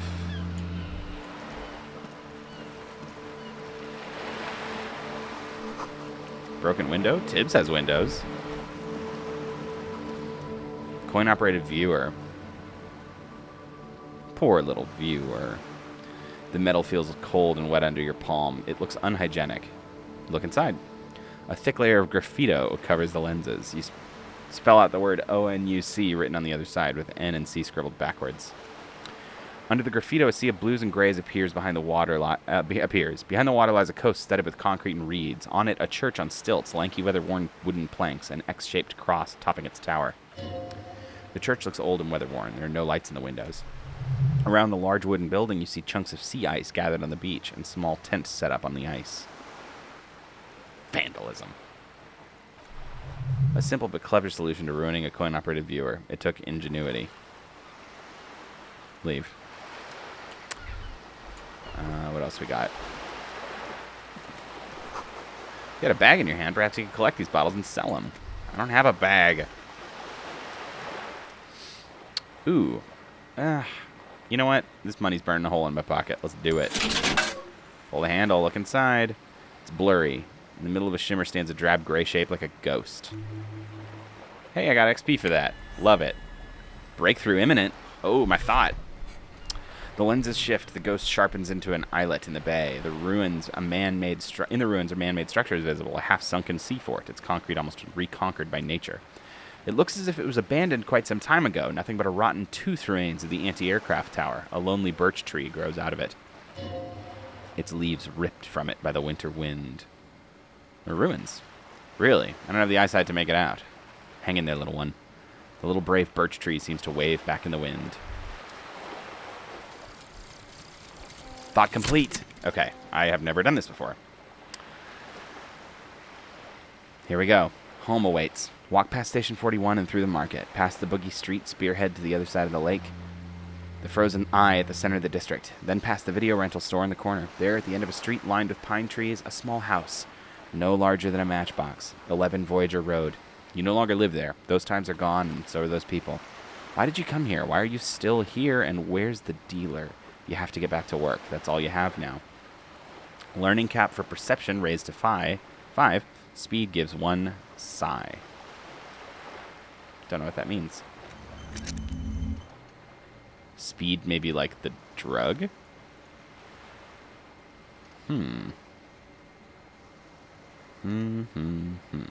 So, learning cap for perception. Oh, yeah, see? It's bigger now. Cool. I like that. Okay.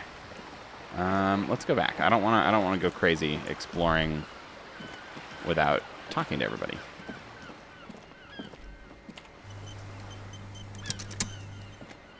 Hello, sir. Step right in. The store is open. Okay. Hello. I am the law. That's really funny. I know, sir. Are you interested in a new and exciting book? What kind of a store is this It's a anyway? bookstore, sir. We sell books, postcards, and some board games. It's Nice. called Crime, Romance, and Biographies of Famous People. Whoa, whoa, whoa, whoa. Hold your horses, little girl. What is a book? That is a book. They have stories inside them. It's like someone told you a story in a really long letter. What's a postcard? A postcard is a small cardboard picture. You can write a few words on the other side and send it to your friend or beloved. She's unfazed by your questions. She would consider it impolite to point out any perceived weirdness. Board games are like little games on a table, made to pass the time. There are several different ones, but sailors here mostly buy cards. My pleasure. Anything else you'd like to know? I'd love to Okay, ask sir. questions. I'll try to answer any questions you have. I hope they're Who are about you? books. My name's Annette. My mom, her name is Plaisance. She owns the store. She's inside minding the register, organizing the stock. I talked to her briefly. The girl gazes at the window, then suddenly jolts, her eyes wide as if recalling something. Feel free to step in and browse our wares. Why are you out here? Otherwise people might not know. They'd miss out on the crime, romance, and biographies of famous people. Sudden gush of wind turns the pages of the books on the counter. She covers her face smiling, but she's cold. You're cold. Can I help in some way? Kind of you to offer, sir. What could you do to help her anyway? I should have a word with the store owner, maybe? Oh, no, sir. I'm happy to help Mom by luring in customers. Besides, I have some hot juice in my vacuum bottle to keep warm. Should you be at school? Isn't going to school more important than this? Mom says it's necessary to do both because it builds character. Mom says a proper worker is dutiful. That's how you get ahead in life. You succeed. There is stress and unease behind these words. She's reciting etiquette. Mom says it's peachy. She was a little afraid at first. There's talk about this house being cursed. Behind her, the window has been boarded up. You sense the boards creaking, twisting for a second, and some kind of doubt in her tense shoulders. Cursed? In what way? Cursed in a way that makes them say that no business has ever really thrived here, sir. They all go ass up. She blushes. I wouldn't really say it like that, but I guess so. I should probably look into this. We can go into the bookstore and ask about the case, but I don't see much more to look into here. Yes, please do look at our wares inside. The postcards and board games you asked about are also there, sir. What do you know about the other failed businesses? Oh, nothing really. Mom doesn't allow me to sneak around in the back rooms of the cellar. She looks a bit disappointed. I don't really know what's there. How does this curse manifest itself? It does not manifest itself in any way. It does not exist. I liked it better when we were talking about whether it's appropriate to stand out in the freezing weather.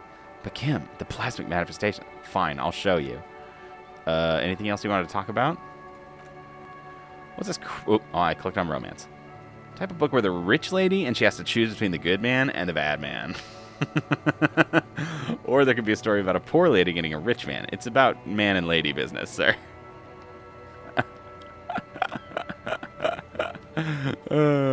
What about when both of the men are bad? These are not very common. You can't have a choice between bad and bad. Nobody wants to read a story like that. Well, maybe then it's fine. Maybe if the lady decides not to pick either because she doesn't need a bad man. Yes, that would be interesting.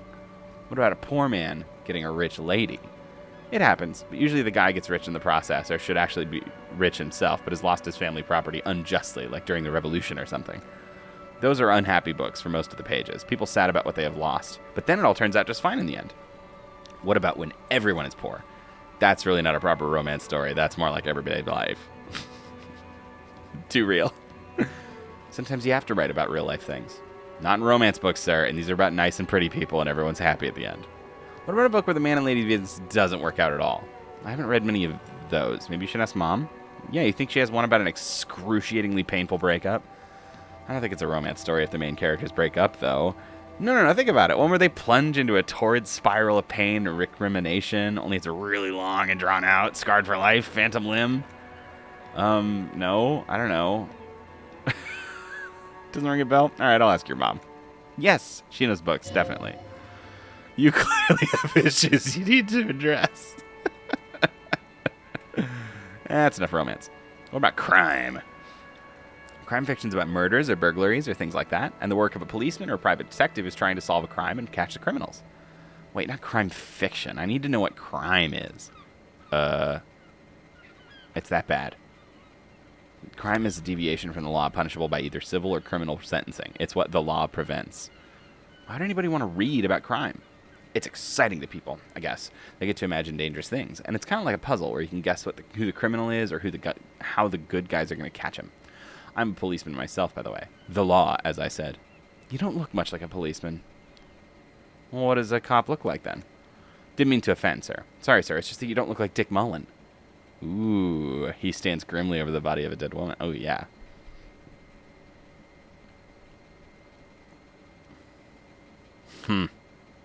I used to be exactly like the Mullen guy. Then I decided to live a little.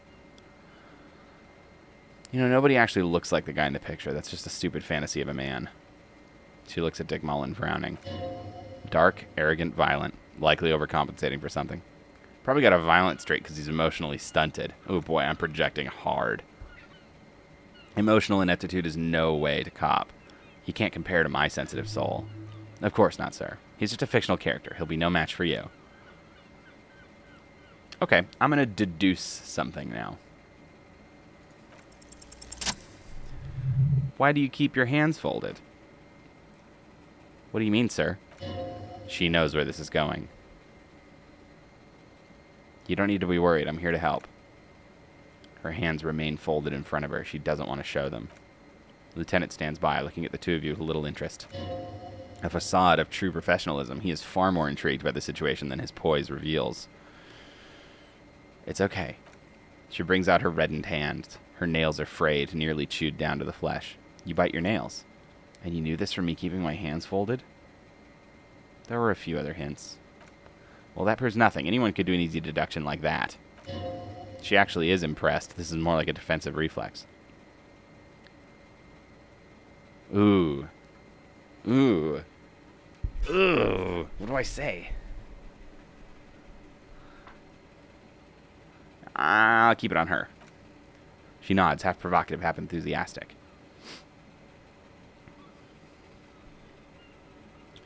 Yep, you're uptight because of your mother. Maybe so, sir. Okay, I know it's a bad habit and I shouldn't. Either way, another ace deduction by the #1 detective in town. It was okay, sir. There's more that can be achieved here. Ask her to do the same. You think so? Fine, do better. Deduce something about me. You're quite sober. Lieutenant does not flinch at the comment. He does not flinch even a single bit. He is intensely not flinching. It takes effort. Wait. How do you know I'm usually not? Because you usually aren't. I'm also sad and my head hurts. I'm sorry, sir. I hope things get better soon. Ah. Ooh. What are you missing here? Why does this feel familiar? Damn it! Okay, bye. See you around, Annette. I'm just gonna have to be okay with some of these things falling by the wayside, because that's just how this is gonna go. Otherwise, I'm trying to min-max a story game, and that's not how I want to play. But that was really cool anyway. We're gonna quick save again. Let's go into the bookstore. I want to talk to her mom.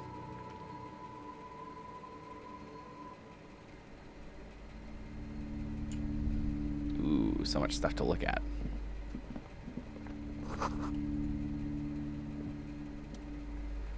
The Man from Hjelmdal. Display rack is brimming with worn paperbacks featuring an extremely muscular sword-wielding barbarian on the cover.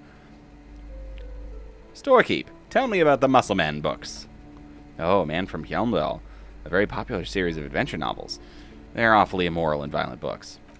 Blood and violence, scantily clad women, epic narratives, all those mystical things he encounters, they're bound to grab those with little imagination and nothing to do. Yeah, I'm not into it. At last, someone sensible. However, I still urge you to buy one. Can't judge a book by the cover. No, I'm not going to spend... Oh, I don't even have that money. Look through the display of books. Man from Hjelmdal and the Mammoth Riders. Man from Hjelmdal, Return to Hjelmdal. And Solipsistic Man from Hjelmdal and the Hjelmdal Man. Good God, how many are there? Maybe 100. Man from Hjelmdal and the Sages of the End of the World. Man from Hjelmdal and the False God. Man from Hjelmdal and the Scorched Earth. Man from Hjelmdal, the Hjelmdal Colonies. Man from Hjelmdal and the Swamp Beast. Man from Hjelmdal and the Snow Crabs. Is that all? Not even close. Man from Hjelmdal and Hell. Man from Hjelmdal and the Forest of Slaves. Man from Hjelmdal Under the Lake. Man from Hjelmdal, Hjelmdal Burning. There's even The Trial of Death, a pastoral combat game set in the world of Hjelmdalerman, and so much more. Do any of the books call out to me? I don't want to do that. Leave. Okay. Old sports magazines tucked away in a dark corner. National recipes of Arda are all about the lake trout. What about these? What do we got? Now it's in board games. What board games do you have here? The Viticulturist is a classic for sure. Perhaps you'd like Archipelagos of Insulinde, a very educational game for those interested in geography.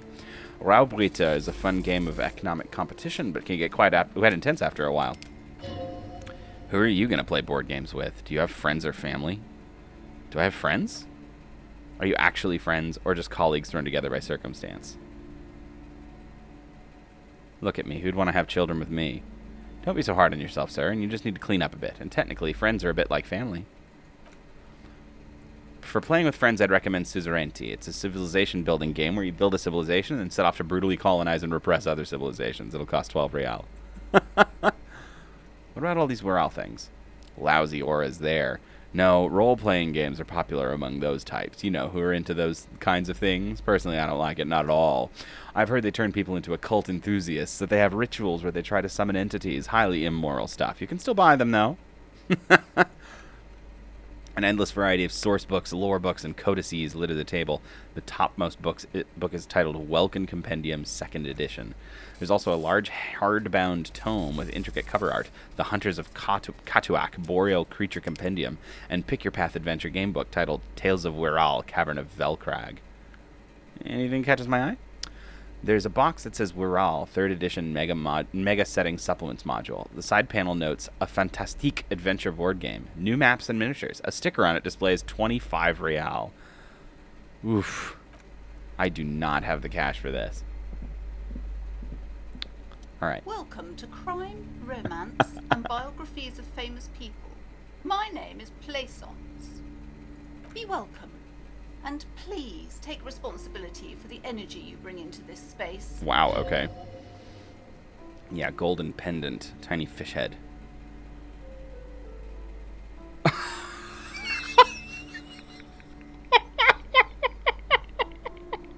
That is fucking stupid. I'm going to ask her about the pendant. Oh, yes. Helps to have an anchor in these times. So are you the owner? I am the proudest owner of our little shop of culture. She has fine-tuned her voice to the most welcoming approach for attracting new customers. It doesn't work. Your daughter's the one standing outside, right? Yes. I hope she wasn't slacking off again with her nose in science fiction. Tell me, was she at her post doing her job like a good girl? Yes, of course. Wonderful. Did you talk to her? Yes. Great. On a scale of 1 to 10, how compelled were you to buy books after talking with her? Oof. I'm not going to grade a human being. I don't do that. No, I'm going to put in a good word. 10. My precious, her dedication brings joy to my heart. If you have children, I hope they turn out as great as my Annette. All this pressure has made her really anxious. You know, she's been chewing her nails. I've told her not to do that. It's a disgusting habit. She'll get over it. Anxiety is a part of life. Part of hers, too, clearly. I don't think she can do anything about it. She can if she has enough willpower. This is what's called growing pains. Life isn't easy. Life doesn't give breaks. Come on, ma'am. It's obvious she can't do anything about it. You're placing an unnecessary burden on a young child.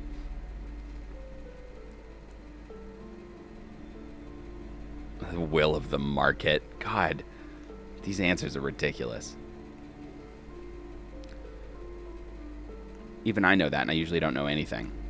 She stands stiff and severe, silently fuming. 10 or so seconds pass. This is a person coming to terms with new reality. On one where they are wrong. It's not easy. All of a sudden, she exhales sharply. Her shoulders slump down. Oh no, hold on. I need to invite her inside and apologize. She must be freezing out there. Yes! Yes! Helping kids. It's like Pro Stars. It's all about helping kids. Oh my god. I don't know what to say to you. My husband, he tries to teach me business lessons. I have what my mother called a dull mind. All this stress. It sounds like both the husband and the mother treat her the way she treats Annette. You're like Annette to your husband and your mother. Oh. Well, my mother was horrible, of course. Absolutely perverse energies around that person. But my husband is completely different, of course. She told me she doesn't go to school anymore. Yeah, I'm going to ask that. Yes, my husband is a successful entrepreneur east of the river. If only he were more involved in the business we're running up here. No matter. Soon we'll both be off for Grand Couronne. Wait, what's that? It's a proper place to live. One of the most peaceful neighborhoods east of Jamrock. You may know it for its massive housing projects. Most of the buildings are empty at the moment. It's a great opportunity to get ahead of the crowds. He made the initial investment. Since then, he's been what you might call a silent partner. Cool. Is she an only child? Yes. It would be nice if she had... No, we couldn't have afforded more children, really. Not in this economy. A glimmer of sadness blinks through the well-crafted exterior. Why not? We're quite busy people, you know, my husband and I. Quite busy. Children are a lot of work. You don't look like a father, so I don't expect you to understand. I'm sorry. I'm sure you do understand. She told me she doesn't go to school anymore. She's been too busy helping me here, so she's studied at home this trimester. It's a temporary solution, of course. I assure you, of all people, understand the importance of education. She will be back in school the moment the store takes off. What if I want to buy a book? Then why are you talking to me? Everything's on the shelves to browse. Don't you feel compelled to buy anything? See the shelves there? Go. Be drawn. What kind of books do you have? Yeah. She's attempting to mentally direct you towards the shelves. She only wants you to buy the goods. She doesn't care about books. Huh, that's sad. Do you even know what books you have for sale? Truth be told, not really. My sister brings in most of the goods. I'm sure it's all very literary stuff with well-written prose. But you don't learn about the important things in life from fabricated stories. Where do you learn them? The truth is available if you just know where to look, and you have to open and free your mind to understand. All right, I'll take a look. Let's go talk to Annette again. Also, you're welcome. I know it was freezing out there. I'm sorry, sir. I can't talk right now. I'm very busy with my homework. You just can't I have win. so much homework now. Out of the rain and into the gutter. What are you missing here? Why does this feel familiar? Ooh, Nope knows the law. Helped her in. Okay, bye. See you around. F5. We're doing this again. Hi, Ace Detective. Boom. Are you here for more books? Got him. Because you know each other. She's been talking to you so openly because you've talked before. You know me? We've met before? Yes, I used to stand out there all the time before my mother told me to focus on my homework. You've been running around for several days talking about small churches and how everyone betrayed you, sir. Did I ever talk to you? Of course. You stopped by a few times. You certainly look better than the last time I saw you. What do you mean better? I look like shit. Yeah, but you don't have party eyes anymore. Party eyes! The lieutenant slowly, ever so slowly, realizes something. Party eyes. Yes, of course. That makes sense. I'm not surprised children have seen you running around with your party eyes on, he thinks. Not at all. You know, like a cat in the dark, all big and wide-eyed. Certainly looks odd on a man. The swiveling eyes of a loony drug addict. That's what she meant. You were probably gurning, too. Good thing she didn't say party eyes loud. Her mother's nearby. Yeah. Fuck yeah, you should get some party eyes right now. Snap those sequins on you, boy. Does that mean I've been partaking in narcotics? Oh, baby, that's not what you have to worry about. Worry about the important thing. Why didn't you tell me you knew me to begin with? I didn't know I had to do that. Thanks, I've learned something about myself today. I'm glad I could help you, sir. What are you doing now? Math. It's really difficult. Like, really. They say you need it to get rich. Better than standing outside in the cold, I guess. Suddenly, she smiles and perks up, remembering something. Oh, I found something while you were away. Dick Mullen's hat. Okay. Almost exactly like the one Dick Mullen wears on the covers. Like a thanks for helping out. Not me, the city, I mean. Like a detective does. Wait, where'd you get it? Just what Dick Mullen would ask. I got it from behind the curtains. I'm not really supposed to go there. It's a fedora? Maybe? It's the hat Dick Mullen wears all the time. You'll look way more serious with that. Okay, bye. See you around, Annette. Oh, baby. You know I'm putting on a hat. +1 encyclopedia. Oh, look at me now. Oh, dear. My gloves. My shoes give me composure, but screw up my savoir-faire. That sucks. As do my trousers. I really need new clothes. Yeah, I need to open the trash container. Okay. Oh, wait a minute. Map? Acquire a copy of the city map. Yeah, I really should do that, shouldn't I? Let's go upstairs. Also, the curtain. Dick Mullen. Couple novels hide amidst the detective books. Thrilling tales of spycraft and daring do. Even sexual crimes. We're fortunate to have Dick Mullen and his stories to sort all that out. You're a police officer. Apparently you should buy all of these. They really do teach a person how to be a proper detective. These books greatly overstate the excitement of police work, glossing over how long it takes to actually follow up on leads and eliminate dead ends. What's more, they completely ignore the psychological hardships of year after year coming into contact with people during the worst days of their lives. Not a single mention of all the stress this work creates upon the officer's family. Detective fiction just doesn't tell the truth at all. Now, would you like a list of the books found on the shelf? Oh my god. Yes. You see, Dick Mullen on the job. Get me Mullen. The stalwart adventures of Richard P. Mullen. Dick Mullen and the Murder in the Orchard. The sordid affair of Dick Mullen. A killing is declared. Dick Mullen in the Murder House. The final case of Dick Mullen. An obvious lie. Dick Mullen in the Clock Tower. The ordeals of Dick Mullen. Dauntless Dick. Dick Mullen's funeral pyre. The murder of Dick Mullen. Dick Mullen dies? No. Turns out he faked it to solve a case. Are there any more? Yes. The dame who did it. Farewell, my Mullen. The morbid tales of Dick Mullen, dark tide turns. Tragedy calls for Dick Mullen. And, of course, Dick Mullen, the murderer. In order to catch a murderer, Dick Mullen must become the murderer. Come on, this is not the way real police solve crimes. The real police are some 20 kilometers away, sitting in an armored motor carriage. A bald man turns toward a lean man and pats him on the back. Come on, Chester, tell the story again. Who's this? Again, man, it's one that I tell at least once a month. It's not that interesting. Oh, I think maybe these are the people back at my police station? The fuck it is. And these guys haven't heard it. You see, Chester here. Chester faked his own death once. Gosh, why? One civilian looks on amazed. The bald man bellows a reply. A very fucking dangerous case, ain't that right, Chester? They almost got you that time. Yeah, sure came close. Alright, so I was tailing this guy called Francis the Shoe. The inside of the motor carriage is thick with cigarette smoke. Outside, it starts to rain. After all this, you still haven't found the answer to one question that matters. Who is Dick Mullen? Do it. Your quick eye notices a small caterpillar crawling across the spine of a book. The title reads, Dick Mullen and the Mistaken Identity. Well, what do we have here? A mistaken identity. A worn paperback from Dick Mullen's classic hard-boiled phase. The premise seems to be that Dick Mullen is framed for the murder of his best friend, and he has just a few days to prove his innocence. Why does this speak to me? Could it be the motifs of unstable identities and shocking betrayals? That's probably right. Then this is the book for you. What if I spent all my money on a book? I really want to. I'm going to buy a goddamn detective novel.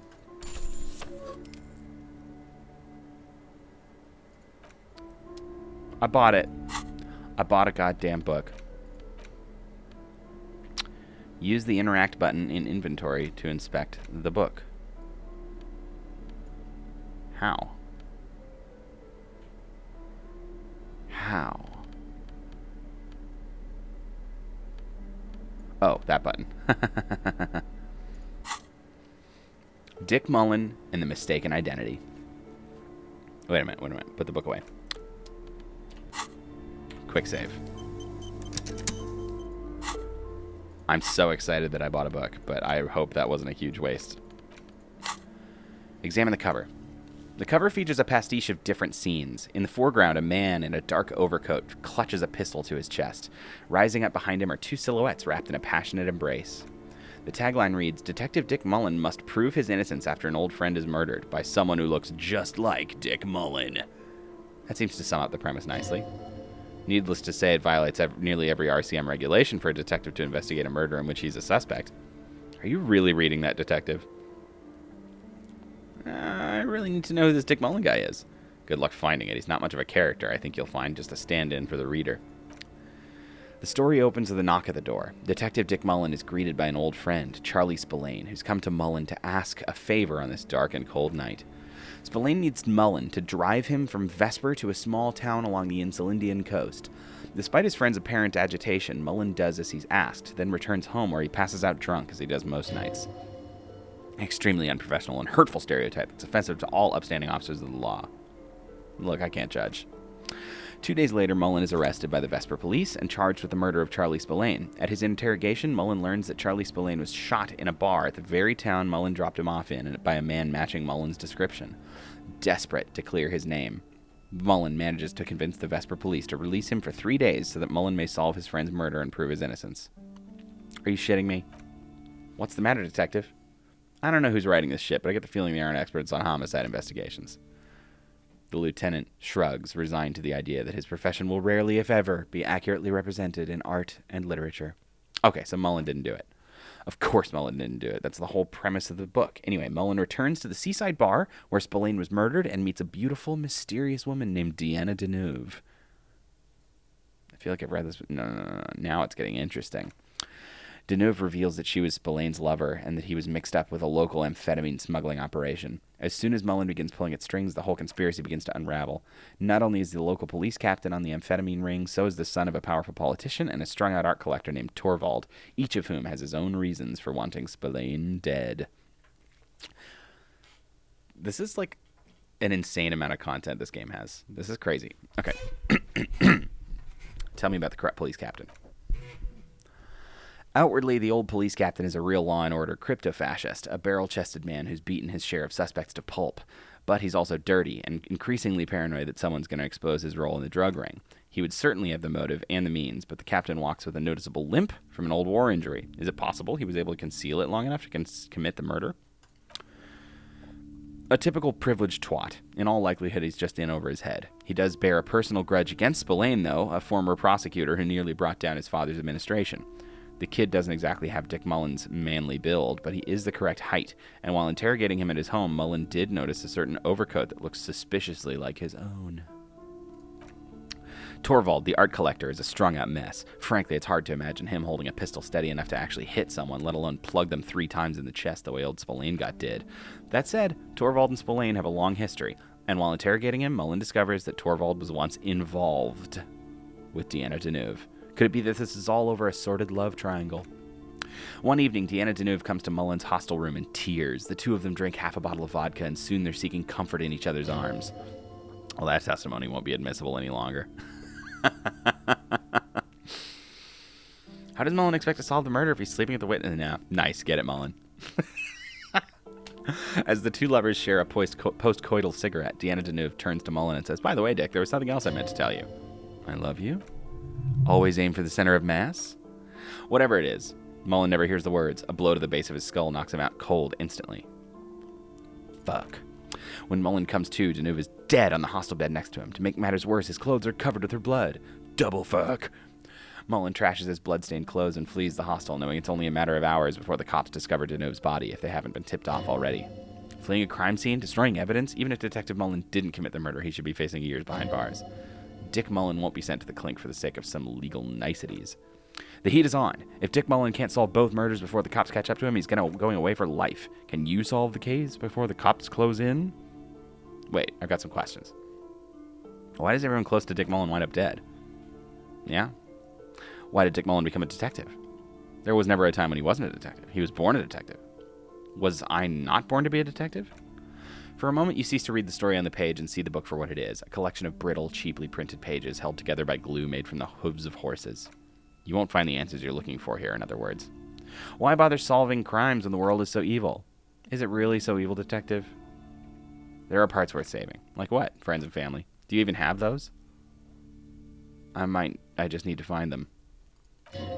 Yes, they're out there waiting for you, just over the next rise, up on Marvel Hill. Did you lose them, or did they leave you? Do you even know the difference? But what does this book know? Just a poorly made piece of pulp garbage made to be consumed and discarded. I figured it all out. So who did it, detective? Who killed Charlie Spillane and Deanna Deneuve?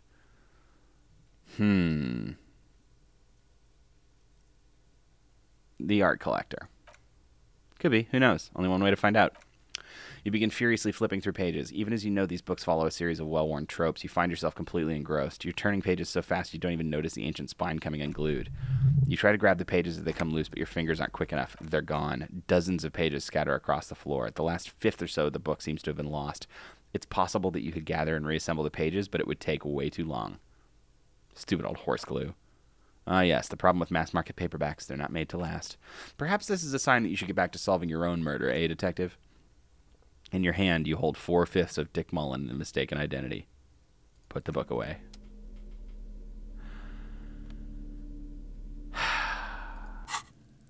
That was enjoyable. I liked it. But did I get anything out of it? Stat-wise, it appears not, which is too bad. I mean, is there anything else I can do? You're right, I should just quit. Put the book away. Let's finish up in here.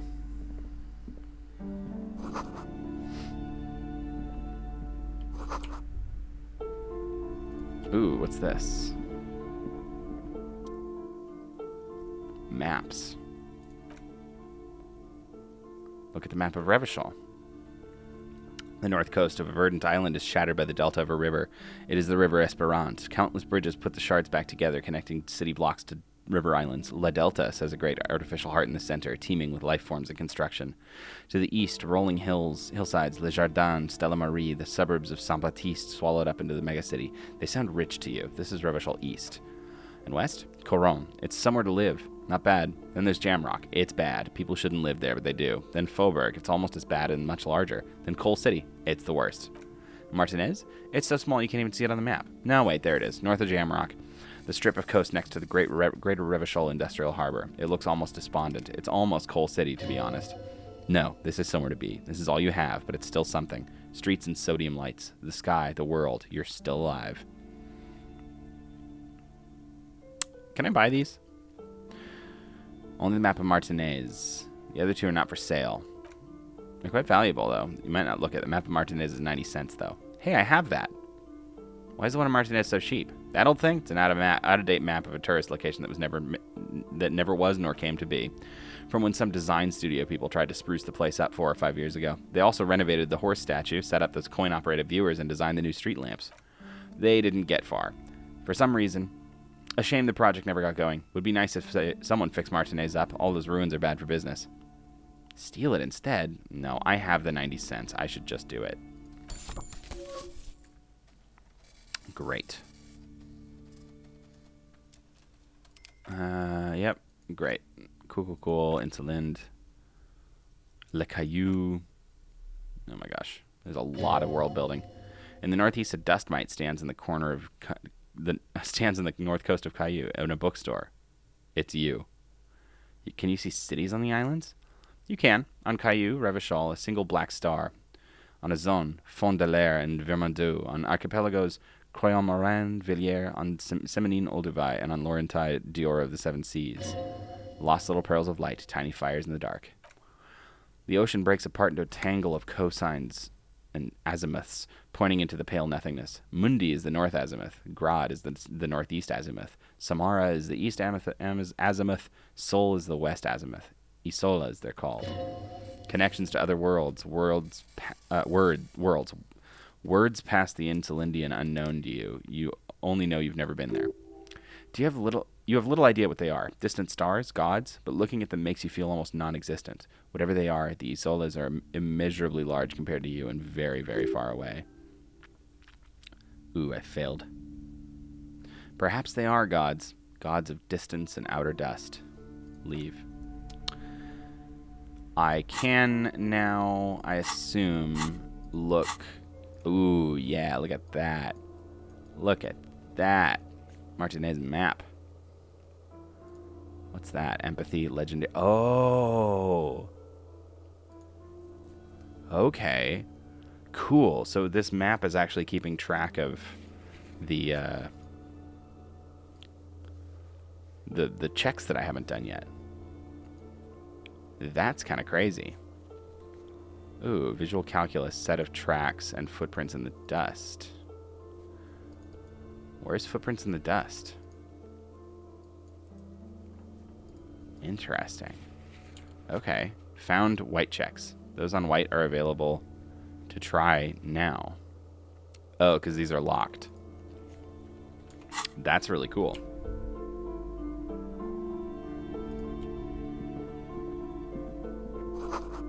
Another boring book just discarded here. Ooh, paranormal stuff. Okay, yeah, interesting. What books are these? Please, no browsing on that shelf. That wisdom is not for free. What about this one? Anything of note in this shelf? I would say The Greatest Innocence. Yes, most certainly. It's an important educational tool delving into the depths of history, religion, and the relationship to innocentic power. Who or what is an innocence? A very influential historical figure, but surely I don't have to tell you that. You're a law officer, and law officers have at least some education. The book is also very daring. The author aims to re-examine the universal understandings of the innocentic system, creating a fresh vantage point and a shift in the tired order of things. You recommend it? Certainly. Cool. You feel like you should get this one. Definitely. It's important somehow. There's something personal inside. I don't have the money. Cool. Anything you have to say? Okay. I don't know why I'm walking around like this. Do I talk to you from below? Oh, now you want to come over. I see. Anything? Yes? No. But I would like to go over here, quick save, and interact with this curtain. Excuse me, officer. The back room is strictly for employees only. You see some kind of charm in a regular polyhedron assembled from bones, sticks, and straws. Inside, a disturbing fish head with empty eye sockets stares at you. Nothing else to do with it. What's behind the curtains? Nothing. Don't you feel compelled to look at the books? I'm going to do it. The petrified voice of the shop owner cries out once more. Don't touch that. Parapsychologically speaking, we're done if you decide to open them. I won't be held responsible for the consequences. It's too dangerous. She looks away, mumbling. Why is everyone always messing with the curtains? Why can't they just buy books like normal people? Oh, this is the curse thing. No, it's just a storeroom for the employees. I told you. Now please step away from the curtains. I sense, I'm a police officer. Why? It's not like anyone was killed there. Ooh. I'm sorry, I don't mean to be so impolite. Just don't go there. I can't allow that. You'll only make things worse and unleash the powers. The curtains do seem frail suddenly, not robust enough to contain a slippery darkness.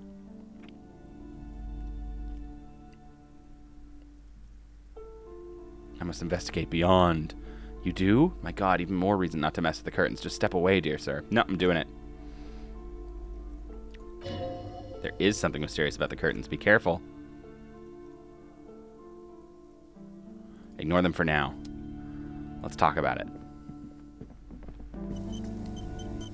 Hello again, esteemed officer.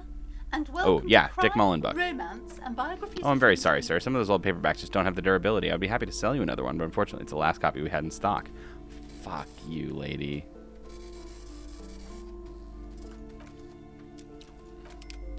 Let it go, officer. She's so tense it's a miracle she hasn't snapped in half yet. That one. It's just for decoration. Okay, fine. It's because this place is cursed, just like everyone said. They don't call it the doomed commercial area for nothing. Are you happy now, officer? Happy you've ruined everything? Host of hosts, she prays, guard me in my honest business venture from the curse that lurks behind the curtains. You've broken her resistance. Pushing her further will gain nothing. Have you sought help? Yes. A pair of Seminese meditators. They provided me with the wards. The wards help keep the doom at bay and protect us against the darkness that lies further in the building, even though now I fear it's not enough. Is your pendant part of the wards as well? Oh, this? No. It's a special Himalayan amulet blessed by a desert pygmy shamans with a spell of compulsion. It's to compel people to buy books. There are numerous spells cast throughout the store. I had the books anointed with a different inducement spell, for example. It's guaranteed to boost sales 15%. Why didn't you just tell me? It's not good to talk about the curse, not in detail. The negativism. It's dangerous. Talking about the void wraiths anger them. The curse is so much worse than you can imagine. It's a disease eating at the very foundation. It's the curse of financial distress, of ruin and bankruptcy. Didn't that curtain just move? I don't want to out a net. I'm a little confused. Everyone knows that all previous companies in this building have sooner or later declared bankruptcy, and their malicious spirits are still here, feeding off bad business practices and disappointing income statements. There's something wrong with this building, I can tell you. Ever since I arrived, I've sensed an eerie, lingering presence as if I was unwanted here. I feel unwanted, too. What does it mean? Truly so? Perhaps the dark energies are leeching off you? You shouldn't stay in the store too long. It may be dangerous. I can investigate, see if the curse is real. Most certainly not. Stay away. Leave the spirits be. Psychic arts sounds right down our alley. Oh my god. Quick save, please. Hello again, esteemed officer. Do it. And welcome to Crime, Damn it. Romance, and Biographies of Famous People. Time to fire up the old lie machine. Yep. And I'm his private partner, John Shao. Together we run the preeminent spousal surveillance firm in Revachol. We are truly private in our partnership. Once we've caught our client's spouse in flagrante delicto, we blackmail them and pocket the money ourselves, because that's what private investigators do. Now I see that you are a married woman. Some penetrating sarcasm for your colleague there. What nonsense are you going off about? Okay, the point is that we sometimes take on unusual cases. Our sincere apologies, ma'am. No more nonsense. We're offering to assist you with your troubles pro bono. Despite apologies, there's a twinge of amusement in the lieutenant's eye. Oh yeah, I'm winning him over. That's right, and all you have to do is give us the key to the back door. And maybe the only chance to save your business. That's right. When not spying on the love affairs of the ultra-rich, we solve unusual mysteries by the lorry load. Oh my god, will you stop with the incessant yammering? It's too much. If you wanted the key to the back door, you could have just asked for it. Fine. Can we have it? Absolutely not. Fuck. Okay. I'm gonna try that first part again. That's really funny, though.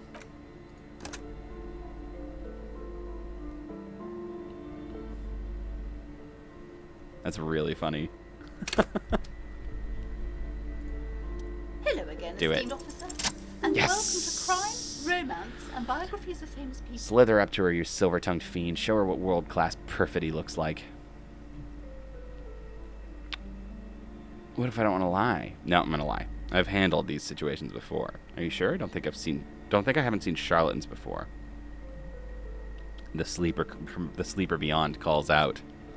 I'm not sure I can trust your claims. Honestly, you look like a bit of a drinker. Lieutenant keeps his usual stony calm. Go ahead then, rock or whirl, he thinks. I'll compose some notes. Necessary to drink the spirits in order to contact the void. How do you know all this? Here we go. I am the Void Revenant. I have the powers to debad all the bad energies.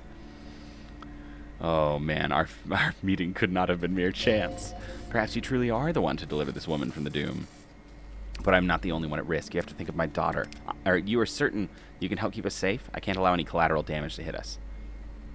Just ask my partner Kim. He'll vouch for me.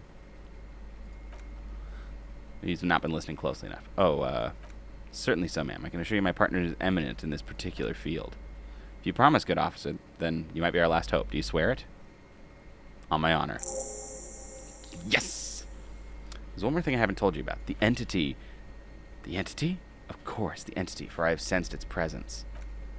You have. The entity takes the form of a woman, a witch probably. I've suspected that she must be connected to the curse ever since I first saw her. Did you know that she lives inside the chimney? The passage between heaven and hell, of course. Yes, that chimney is part of the building's central furnace, and it's enormous. She has barricaded herself behind some metal security curtains. God knows what she's doing there. Some unnatural magic, I assume. She shivers. You should go find the entity and ask what happened to all the companies in the building. What is the source of this curse? Here's the key to the warded door behind the curtains. Take it. Oh, and please do return to me after you've looked around. I'm quite anxious to know what she has to say about the curse, what you discover in there. Unbelievable darkness and ruin. Do I need to ask her anything? No. Amazing. That's fantastic. Cool. And I should have... Oh, what's this? Ooh, the map. The worn map features the patchwork grid of the streets of Martinez, with directions to appropriately touristy locations. Year 48 resides in the upper right corner. Trace a map. Your finger moves through the various streets across Rue de Saint-Ghislain and Rue de Saint-Cespar and Saint-Brun and Martinez North, finally coming to a halt on the spot where you're currently standing, although the map gives no such indication itself. Tutorial agent. For a more detailed view of the map, go to journal and then map. Interesting. Did that do anything? Not really. Okay. Well, that makes me happy. Can I go mess with the curtains now?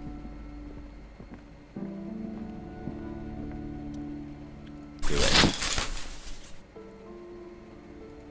Hell yeah. You see a dimly lit room full of dusty furniture and trash. A doorway stands in the back, covered in dozens of scary little cage-like trinkets, your shadow looming over it like an omen.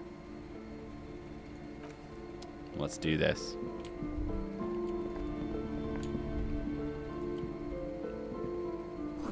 Ghostly silhouettes of hair dryers.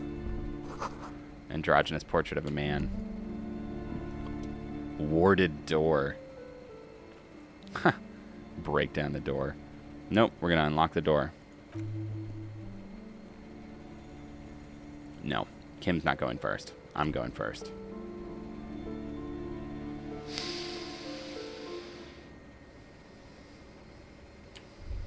I love this.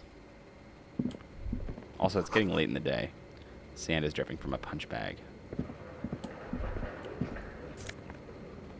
Shot put ball. Yeah. Sitius Fortis.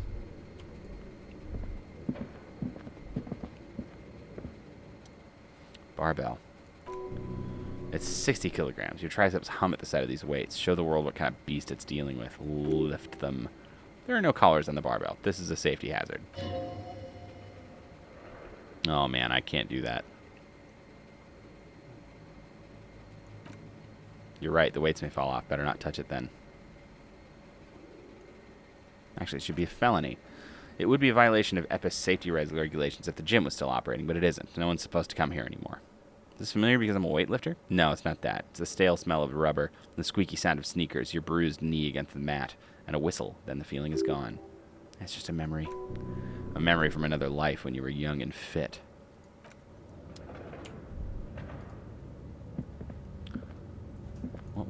There was a... Yeah, there it is. It smells like leather and sweat. Okay, we're going to F5 before I click on that. Cool. Let's go up here.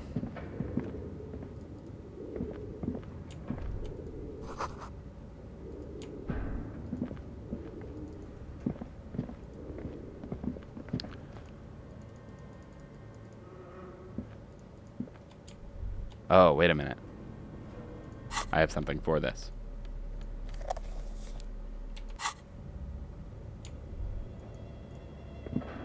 Yes.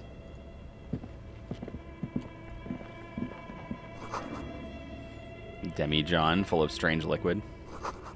Wild animals. Oh, I love that it looks where I move the mouse. Oh, spooky.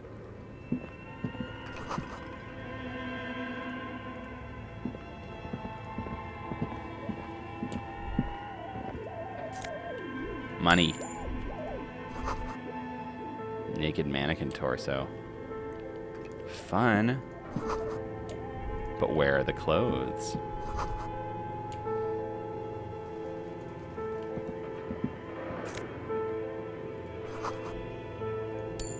Is this Emma's atelier?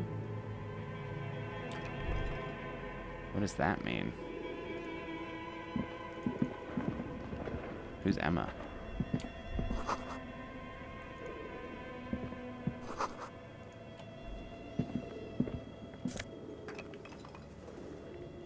Filament memory. What does that even mean?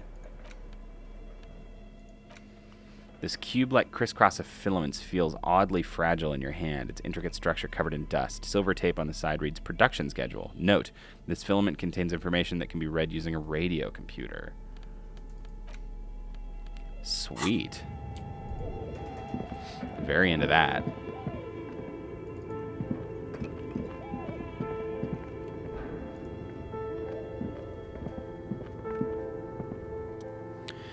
Some kind of machine with a cube-shaped heart and wired framework. The keyboard has a rectangular on-off button. A piece of paper still hangs from the printer. A radio computer. Just sitting here without anyone in sight. What he means is that these things cost money. Why would anyone just leave it behind? This is the REM Civic radio computer with model RC5120, equipped with a Feld mainframe and a REM-compatible printer. Do you think I should turn it on? Yeah, turn it on. The machine lights up from some prehistoric animal stirring from its slumber, revealing virescent play and print keys on the keyboard. The hatch on the machine's central compartment is wide open. Empty. Ooh, insert the production schedule. Yep. I'm gonna press play. Have you stirred the ghost of the doomed commercial area from its rest? Could this be its dismembered heart beginning to flutter? The static gets louder, slowly filling up the abandoned hall, until a voice speaks out, crackling and old, cutting into the air. Good evening, Fortress accident on Rue de Sankey's Lane, and this is East Insulindian Repeater Station 1. Please repeat, is this a production schedule? Why did you call me Fortress Accident? Fortress Accident is the company upon whose name the terminal currently using has been registered to. Do you have any other information about this company? One moment. Fortress Accident SCA produces revolutionary interactive call-in radio games. That's what their catalog says. And what's that? This radioactive call-on radio play. The static drowns their response. Any other questions? What's the production schedule? The filament you've inserted into the reader. Ah, right. That was a question. Have you inserted it into the core? Yes. Good. Please repeat the password.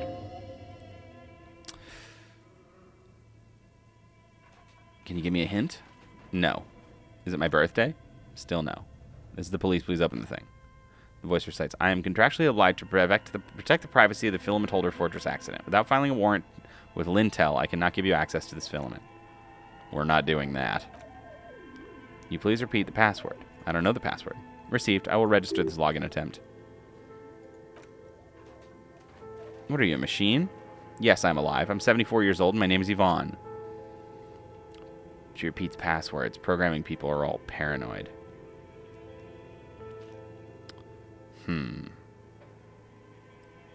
How do you know where I am? I work as a repeater at the East Insulindian Repeater Station. It's my job to know where you are, Fortress Accident. As for me, well, I'm sitting in my cubicle surrounded by a wall of radios. Doesn't it get lonely sitting there all by yourself? Lonely? Why would it get lonely? I talk to people all day. That's why she does this. Now, please tell me if there's anything else I can do. That's all for now. Plus print. Okay, leave. We're gonna look at some stuff. Because I don't know the password. Most advanced RPG in the universe. Frequency fireplace. Symbols seem very esoteric. What am I looking at? Radio frequencies. For what? Unclear. It looks like a cardiovascular system split into veins and capillaries. Dealing with something medical here. You think so? The web is comprised of radio stations. All lead back to one red heart titled the Game Master frequency. A note says this one can listen in on any station it wants. They must have had massive air width. These things don't come cheap. Hey, who's the Game Master? Someone very important. The leader of a massive on-air game built by these people. Whoever decides to call into a call-in station, it looks like. A list of names across stations suggests people across 6 Isolas will be playing Mundi, Insulinda, Katla, Grad, Samara, and even Ilmara.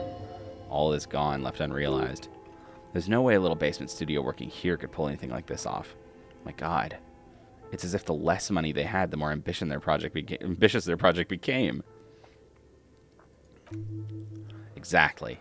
The schedule, I know doom when I see it. The company was running out of funding. What else? Nothing. It's just lines on marble, an echo from time long gone. No one has used the fireplace in ages. I love this. This is like some sort of... because the curse was supposed to be about bad business ideas. Like, this is a horrible business idea. I love this. Some of the writing is faded with age. You can make out sections here and there. Inspect the drawings. These lithe, pointy-eared creatures appear to be different types of welkins. You make out autumnal candle welkins casting wax-based magic, translucent welkins with organs shining under their skin, and even ether welkins hailing from the vast emptiness of sidereal space. Who are all these creatures? Fantasies of a tortured, feverish mind? One of the welkins, towering among the rest, appears to be different, however. It's Varahamira, a high welkin, his face white and scarred like cracked marble. This is clearly a welkin supremacist. The note says all non-welkin races will be purged. The Hulder, the Dwarg, the humans, and even the headless men, all of them purged. Imagine a world filled only with welkin, green welkin, dread welkin, and the high welkin to rule them all. An inordinate amount of time has gone into drawing these little welkin creatures. One of them is a welkin supremacist. Political commentary. That one has a great beard, too. Some people like building a world, I think, even if it's just for a game. Are they real? This looks like concept art for a project. Photos. Got it. Cool. There are pictures of settlements on dried-up riverbeds abandoned in a storm, animal corpses in the dark, carcasses and bones.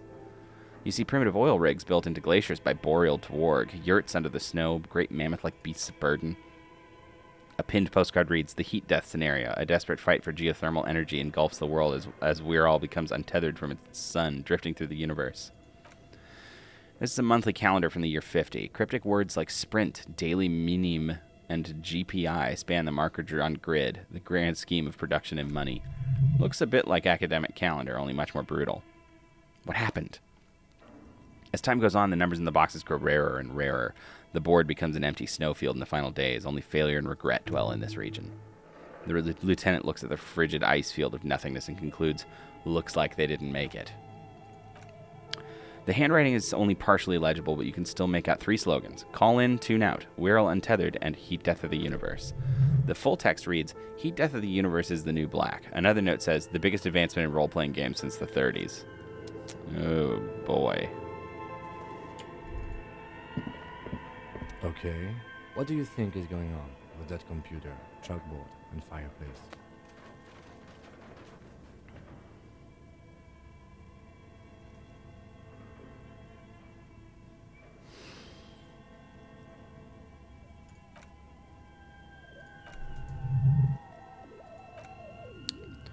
Yeah, only they were trying to automate it, make it work on radio computers.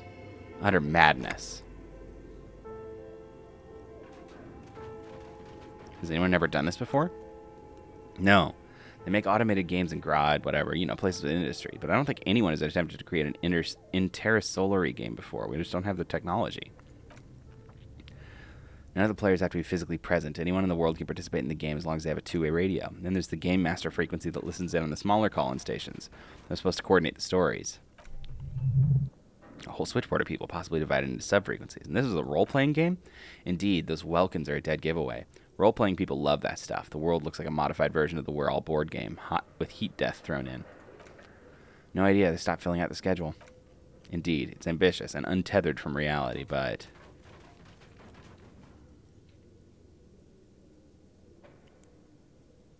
let's finish it. It's too late for that, I'm afraid. Okay, let's keep moving. That was awesome. I want to go through this door, though. Oh, shit. Zoning?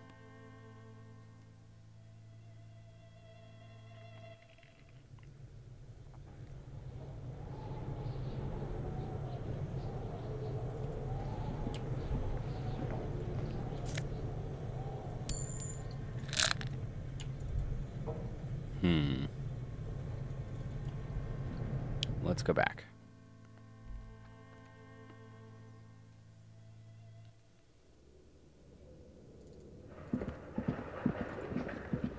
Let's go this way.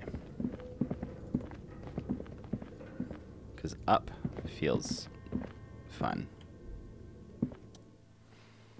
The chimney. This must be where the entity lives. Knock on it. Wow, that was a really loud sound effect. Holy shit. Knock on it harder. Oh, God. My volume is down. Like, literally. Ugh. Good God. Let's take it one more down.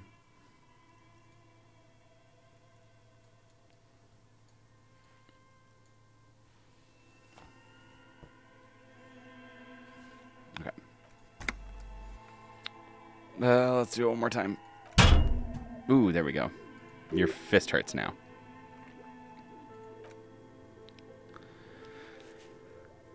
I want to see what's on the other side. Why do you think there's necessarily something on the other side? Okay. Let's keep looking.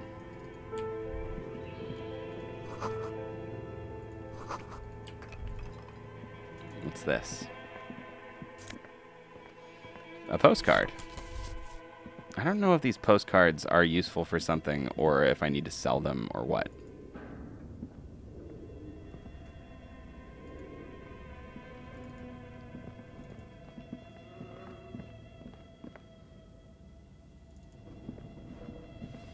Let's go out the door.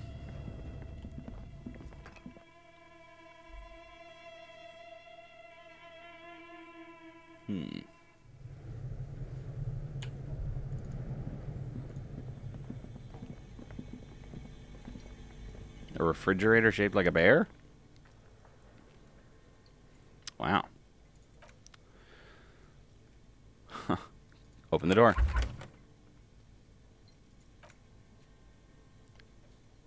Relax, Kim. It's a fridge. Of course, just a giant ice bear shaped fridge. Brand name Revachol Ice City. Handwritten note has been attached to the door. Take the note. Love it.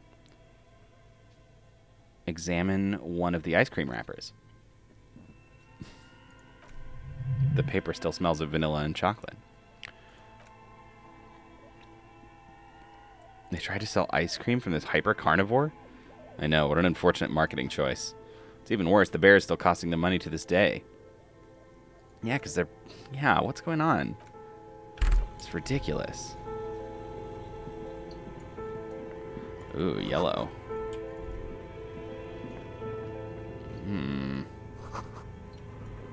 Is that a chimney? It's a quick save.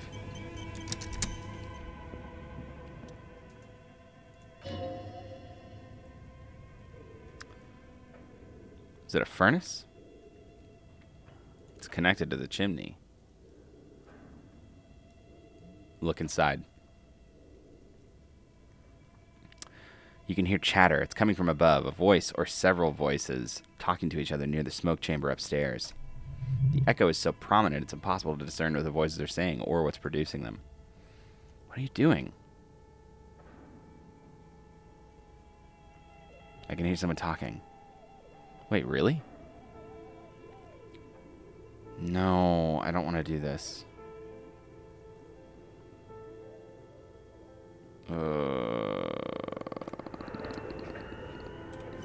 Quick saving again. Let's go down and look down here.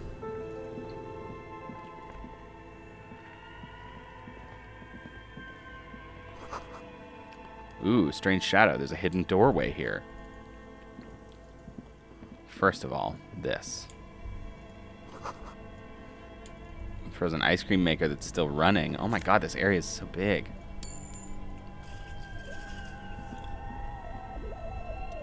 Breaker box. Oh man. Awesome. I'm unplugging everything.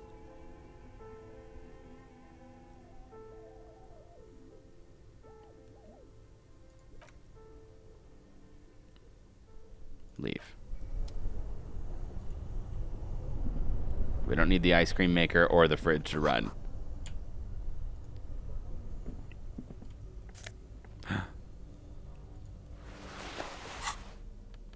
First of all, what's my tank top doing right now? Plus on physical instrument. That fixes my drama problem, but then, okay, wait a minute. Handwritten note. Does it say anything interesting? Lieutenant's detective instinct is still active. Someone has scribbled S. I can't believe the offsite copy is still here. The illiterate ginger kid keeps stealing stuff from the studio, so I had to hide it somewhere. You'll find the filament memory with the offsite copy in the frozen ice cream maker. Please take it home ASAP. It's important. I'd do it myself if I lived a civilized place with a freezer. Take care, Solislaw. Wonder who wrote it. Someone from that radio game company. Maybe they had to leave in a hurry. What's a filament memory? Yeah. Who's the illiterate ginger kid? Really? You don't have a single guess? You mean Kuno? Oh, I'm sure that child would love to get his hands on a filament memory. Even if he doesn't know what to do with it, he'd probably try to pawn it for speed based on our encounter. Okay. Let's go to the ice cream maker.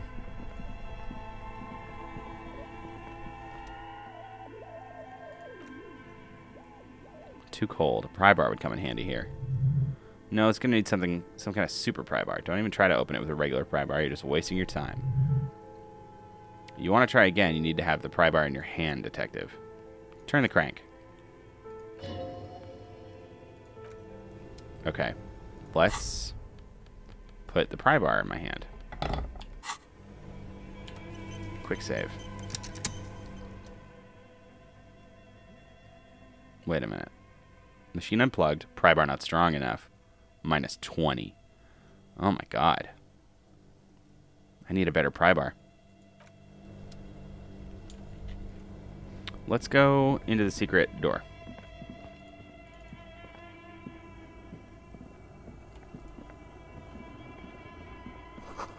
Two rusty rifles. Busted guns. What's this? A hole in the wall.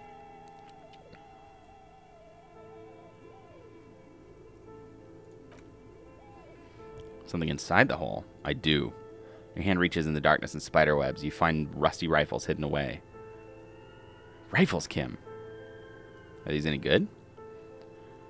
Bolt action model with a fine wood stock. Cosmetic order. Take it. You're a police officer. Police officers carry guns. This one looks nice. Yes! Antique Belle Margrave rifle. An old Belle Margrave from the Revolution. Seems to no longer be functional, but still a beautiful thing in its own way. Where are we? Old bunker from the Revolutionary period. Look at all those rifles. Must be an old weapons cache. It means there's still firearms, albeit inoperable, lying around in Martinez. It's an interesting coincidence, I would say. Might come in useful in the future. He likes this find. Damn right.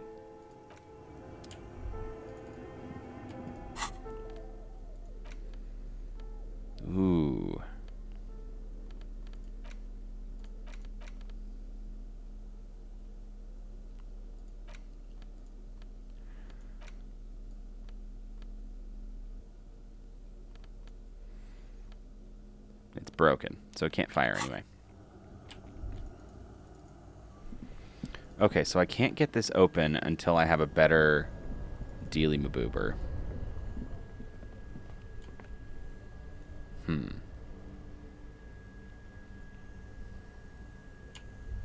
What's over here? I'll be finishing up soon as well. Gotta call it.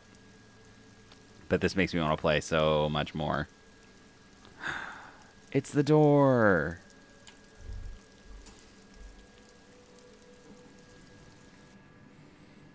Okay, so I could have come in this way.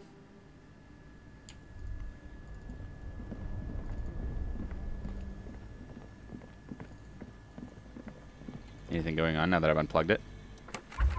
Nope.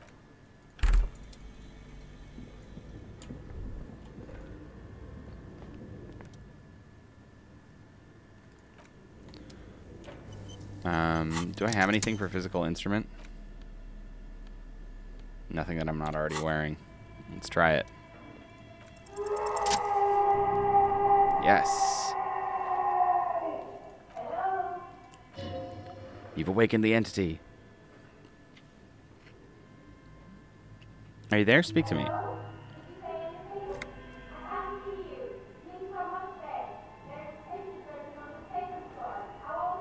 You got it.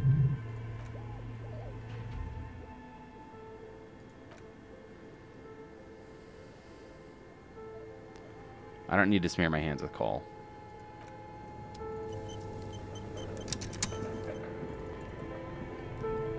I feel like I really did something just now.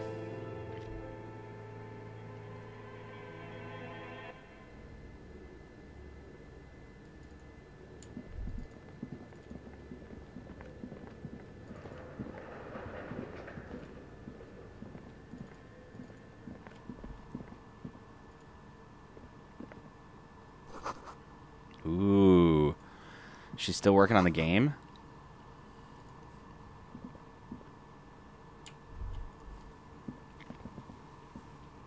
Hello, I'm Nia. Whoa. Did you try knocking on my window? I must have missed you. I've been listening to my Melius.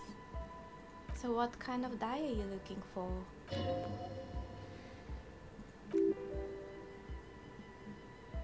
Ooh, I should ask her about the lynching.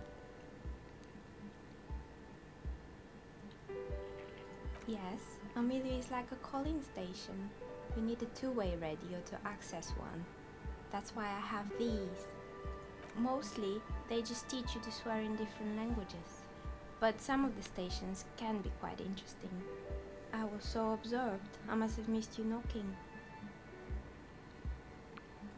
Then how did you get inside? By the south entrance? You know what? It doesn't even matter. What matters is that you're finally here. Let's talk dice.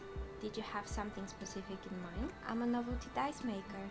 Tell me the name of your role-playing system and I'll make the die you need. That's why you're here, yes?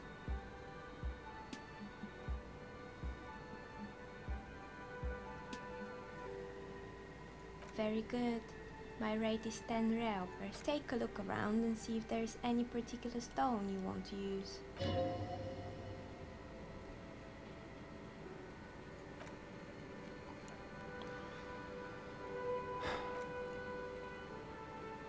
Wow. You like role-playing games yourself? No. Okay, I'd like to order a die from you.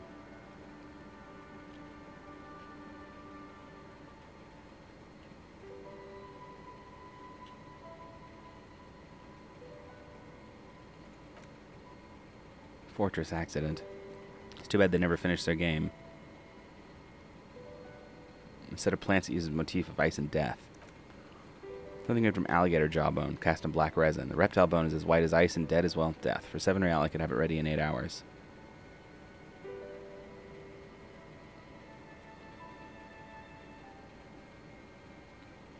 What's a standard? Icosatetrahedron, 24-sided die that can produce results for a 2, 3, 4, 6, and 12-sided die with a single roll. Technically, you can also use it from any other sizes, but you may need to re-roll results. I need to cast it in resin. Untreated bone is porous and prone to chipping. Cast it in something hard like resin, though, and voila, it's perfect. It's a deal. Great. See you in 8 hours, then. Was there anything else? We didn't know about the man who was lynched behind whirling in rags. Nothing really. Didn't know him. The lieutenant looks at his notebook. Your window looks directly onto the courtyard. You're saying you didn't see or hear anything unusual? I'm sorry, but as you know, I usually have my headphones in. What do you mean by daily ruckus? Well, there's always something going on in the Whirling's backyard. During daytime, there are usually those kids, and lately I've been seeing a lot of drunk workers hanging about. Must be because of the strike. She's not sorry to disappoint you. Informing on someone in a murder investigation would intrude upon her focused existence.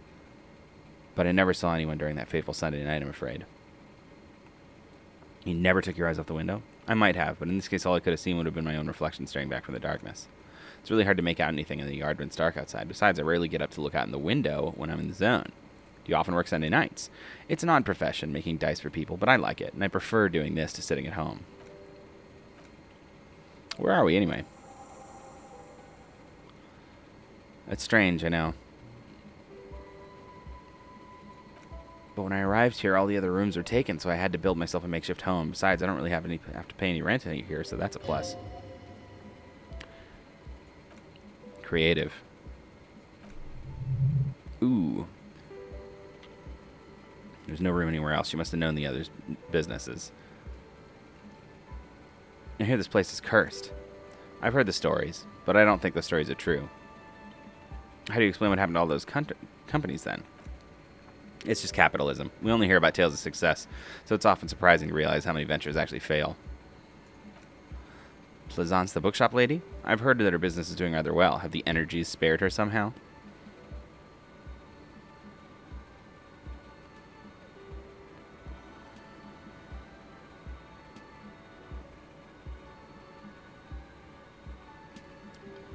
I don't know.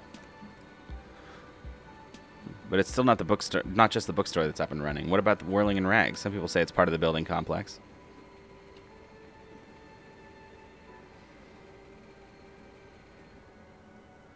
It's part of the doomed commercial area?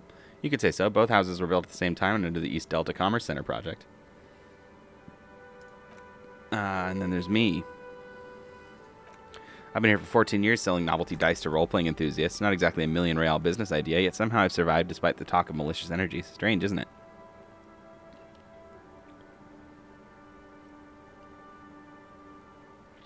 I'll be the first to admit there's many inconsistencies in this so-called curse. I was just about to ask, what do you think? Do you think the curse is real?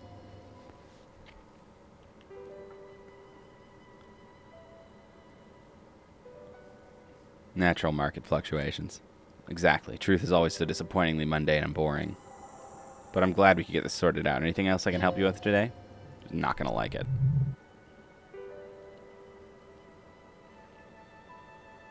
You know what happened to other tenants? Everything else is gone. Whoa! Holy shit. Okay. Hair salon. It's not about the haircut, it's about the confidence.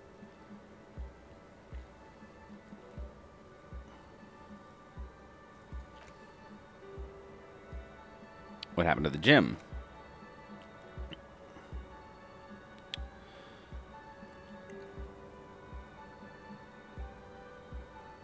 Maybe that's what Kuno needs. Who's Kuno? It's a little ginger gremlin who likes to defile dead bodies. Oh, you mean the kid with the sailor's mouth. Yes, I've heard him yelling profanities in the backyard. I think it will take more than a gym to help that kid. Kind man from Zemsk. I heard he had some trouble with the law when he was younger, and that's why he wanted to start the gym, his way of giving back. It didn't really work, did it? It didn't. If anything, it made the youth situation in Martinez even worse. At some point, someone started a rumor that the punching bag downstairs was full of amphetamines. Eventually, the coalition took away the funding, and the club went bankrupt. It's a few years ago. It's gotten much more peaceful around the plaza ever since. What's up with the broken windows? Oh, this one's a mess. Turns out the business was actually set up as a front for an illicit group who was producing snuff milieus, who would have guessed. And they never cleaned up the debris either. What's a snuff milieu? It's a sub-Rosa radio station that broadcasts the real murders of real victims. Yikes. This isn't our problem. Stuffed animals? You mean Mr. Fabron, the taxidermist? No, he just did drugs. Anything else? Found creepy mannequins? Oh, no, wait a minute. What's with the rotor blades and skis? Made by a company called Slipstream. After they pivoted from making rotor blades to skis, their chief executive took off on a vacation. Honestly, I think it's quite funny. I think he's still sending out holiday transitions from Tuluia or to... What do those transitions say? The usual. He's thinking up all kinds of new business plans and can't wait to get started on them as soon as he returns. And then like that or a curse. Sure, but Slipstream is history now. All their remaining assets got seized by the Bailiffs in 47. No, forget it. It would take too long. Found creepy mannequins. Used to be a fashion atelier here, but I have forgotten the head designer's name. They were doing well for a couple years until the insect rights activists came. The atelier produced a certain collection that used chitin among the materials. Apparently chitin is made in the Occident, where it's extracted from beetle wings. Naturally, the market, the most fashionable tastemakers refused to be seen in chitin from then on.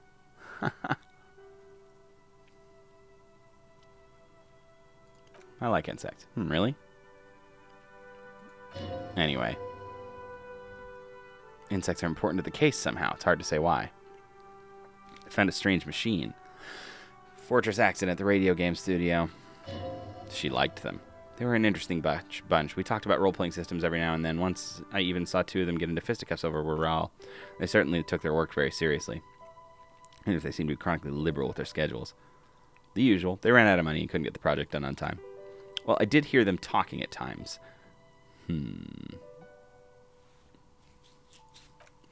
From what I've seen so far, the project did look quite impressive. Yes, but when the money started to run out, they began to complain a lot about capitalism. You know how the markets are rigged to keep out new businesses and so on. In the end, they just didn't get it done. They didn't have enough willpower to produce something truly historic and to show up to work on time. I would have supported them. Not the wisest decision. You would have lost all your savings. The result is 1. The dice is black and filled with little silvery flakes like snowfall. Taxidermy bear. Revachol Ice City. You're in for a treat here. The place was owned by 2 guys who had some rather innovative ideas about marketing. The bear was one of them. Now ask me about their other ideas. There was really just one, and it involved picking out the prettiest girls in the neighborhood and paying them 20 cents per hour to man the booth. And by man the booth, I mean slump behind the counter with a face that could maim you if you ever dared to disturb their bored magazine browsing. Freet does the same thing.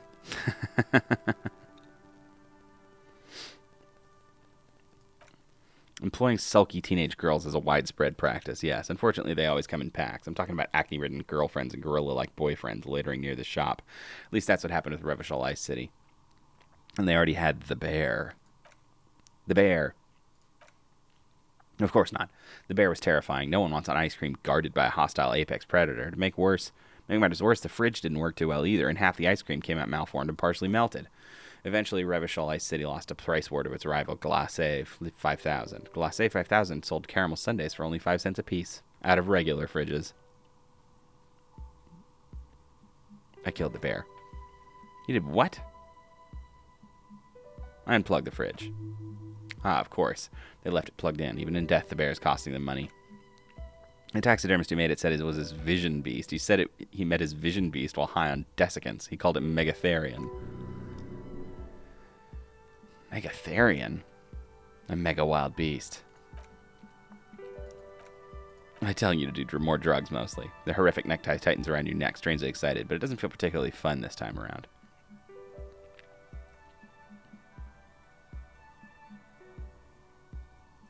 Not now, you beast. Nothing. Level up! Anyway, now you know the story of the fallen ice cream empire. Found the building's intercom, but it's not working. Oh, right. I hope you didn't try to ring me. I think none of those doorbells work, including mine. I'm still in the middle of connecting the wire. Sorry about the confusion. Are you telling me the doorbell at the empty name card was yours? Hadn't even written my name yet. I was wondering about the whirling in rags. No, I saw... Oh, someone answered. Can't be true. They don't work here anymore. They've been gone for years. Was it a woman? Maybe it was Plaisance from the bookstore. She said she was from Tricentennial Electrics. Used to be a major electric company 100 years ago. Are you sure it wasn't some kids playing a prank on you? No, it was something else. It was eerie. Whatever happened, keep your cool. It's probably better to admit that it was a harmless prank.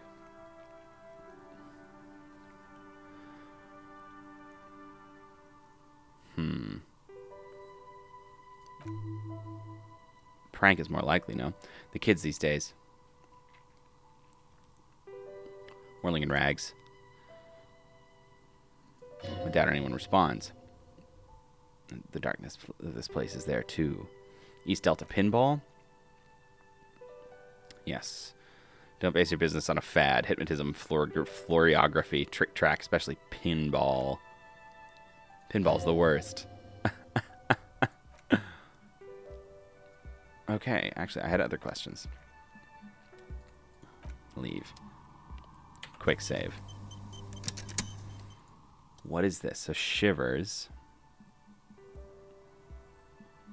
Low. What if I use my level up to put a point in shivers? That could be fun.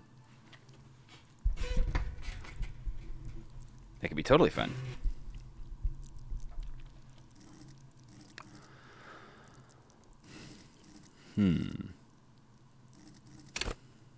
Or I could put it in endurance and get more health. No, let's do shivers.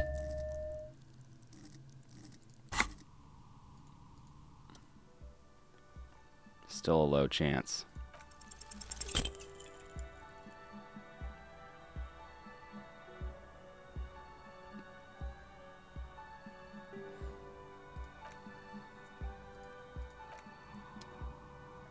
I want to load that. Actually, we'll see when I did that quick save.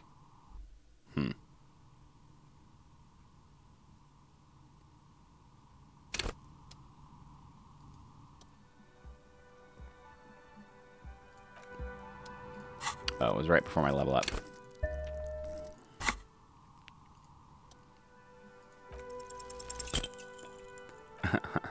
What are you doing? Officer. Oh my god. Part of the special technique I have. Sometimes I get these feelings.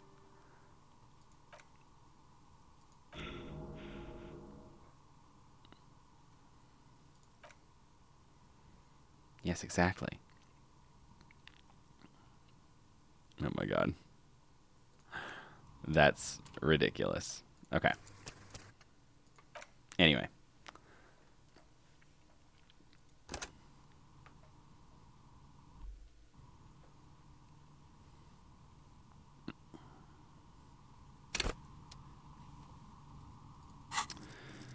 What do I actually want to level up?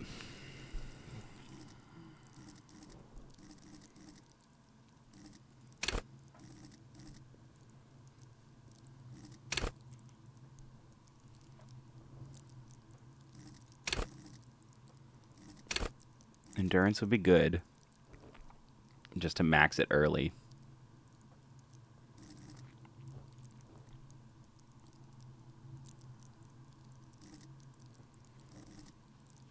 Let's do it.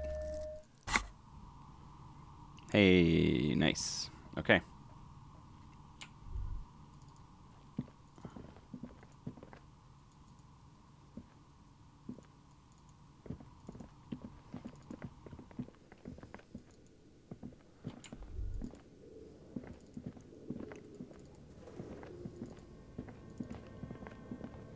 Let's go use this one more time. I don't think I learned a password.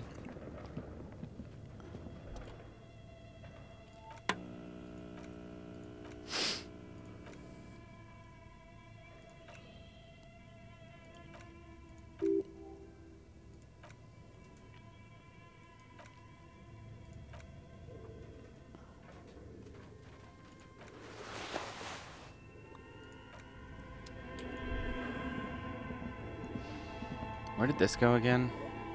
Oh. No, let's go the other way.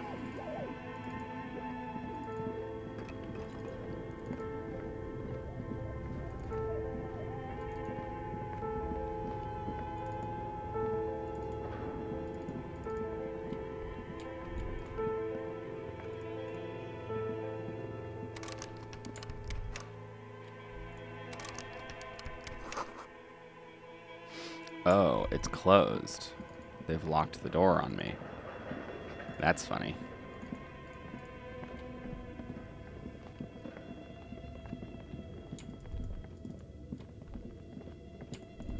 Wrong way.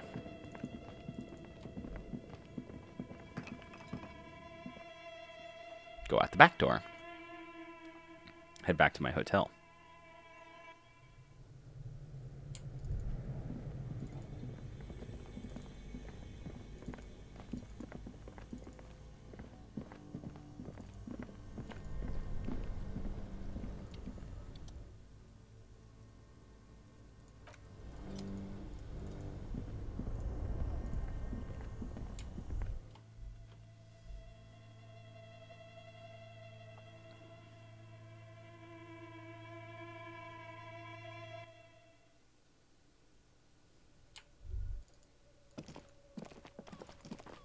It's nighttime. Kuna's still there. Wait a minute, what's new in here? Pick up dice. That's right. I just keep getting money and losing money.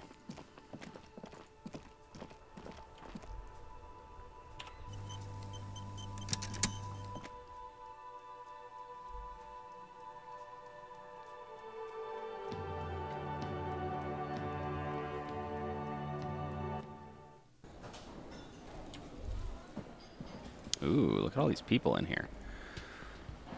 Hello again, sweetie.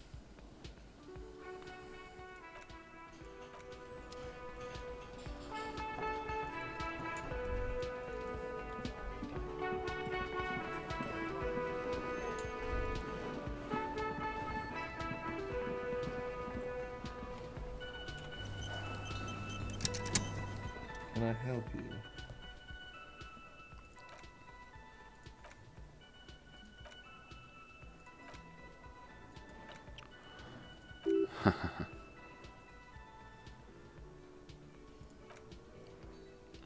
We need those keys. Awesome.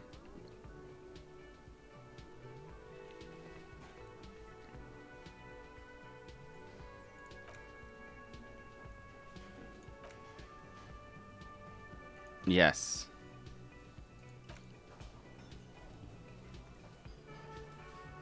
Ooh, I can cash it in at Freet.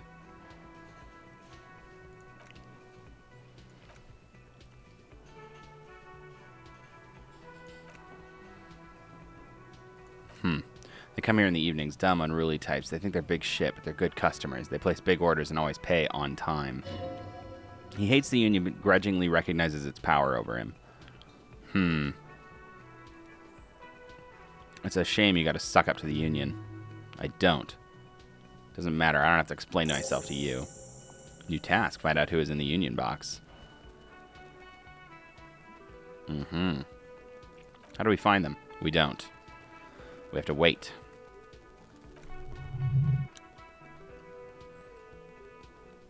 Why isn't anyone in the mess hall?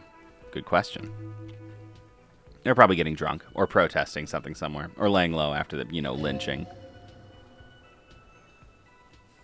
Yes, I think I see. The union guys think they're untouchable. They probably fucking killed that guy or something, and now they think they can hide out till it blows over, and it's fair weather again in Martinez. I have a feeling we'll make their acquaintance sooner or later. I saw another thing at the Whirling. Nope. I'm gonna sing karaoke here. You wait and see, cafeteria manager. Goodbye. Ooh, hello. We should think about calling it a day, maybe. The nights are still miserably cold this time of year.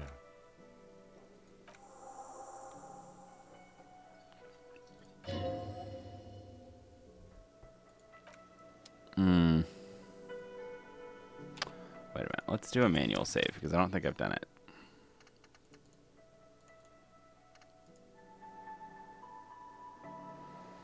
Okay.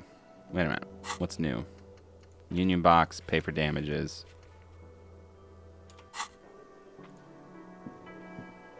Can I help you?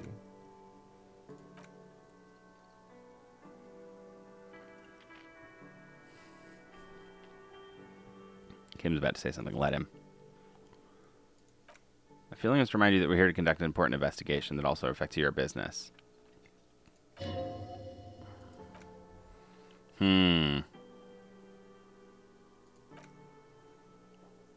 Ooh. Draconian measures.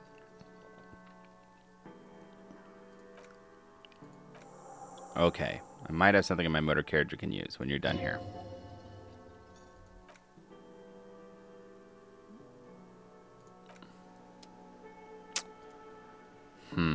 Ooh, wait a minute.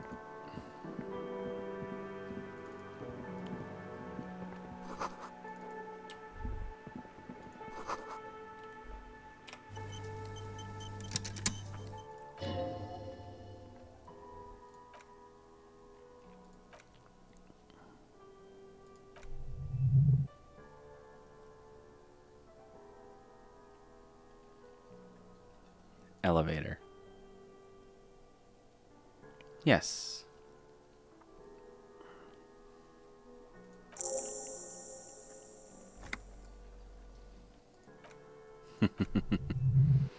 Okay, leave.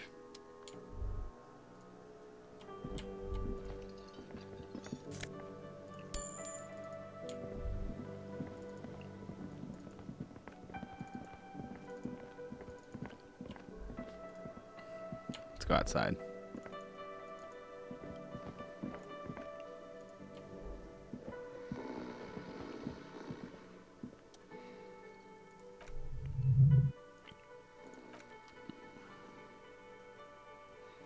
Inspect the plastic. ID. Santiago S. John. Pick up the pills. Ooh, definitely a quick save moment. Got him. And the man. Nice.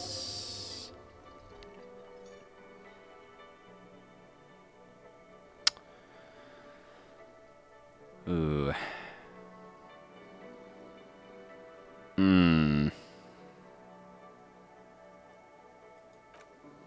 He's looking the other way, perhaps purposefully. Take the document. Oh, God. Do I steal from this man? I don't.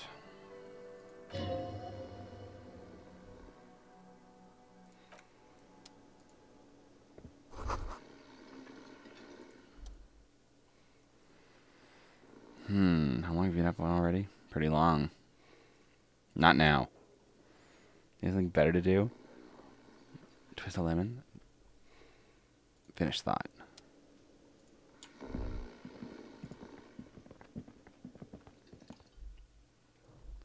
Let's go to the car.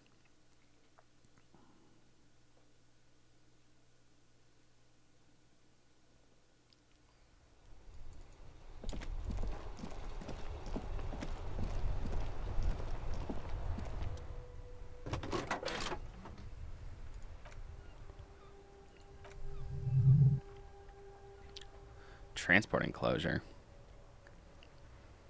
Look in there. Hubcaps? Pawn shop down by the Martinez Canal. What are they? Spinners.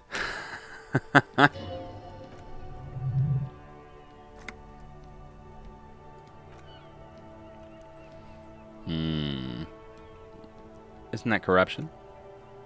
I don't know, is it?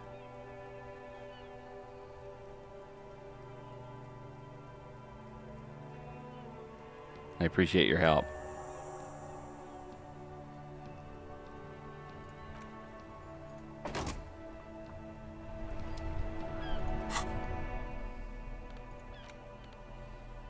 Ooh, 200 real.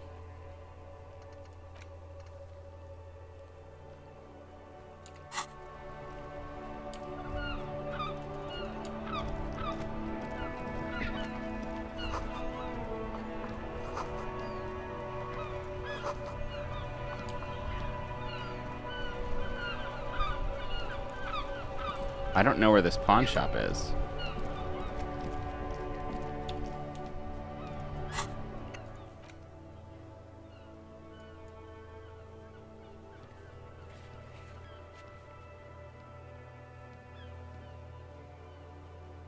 Also, I've never been to a lot of these areas.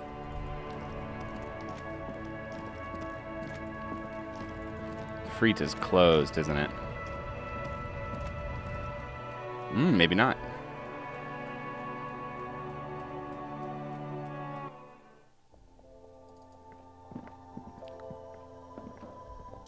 Is this about the questions again? Because I don't really know anything.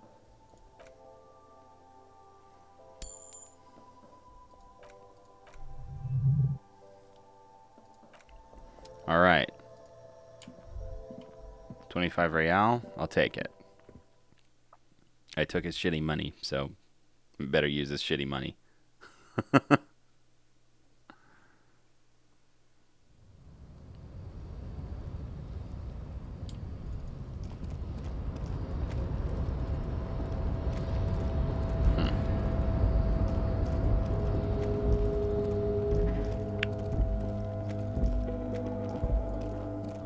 Let's see if we can find a pawn shop.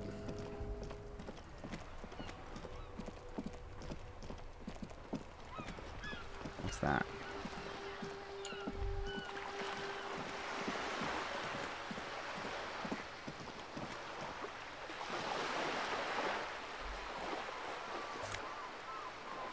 Hey, I have a bag.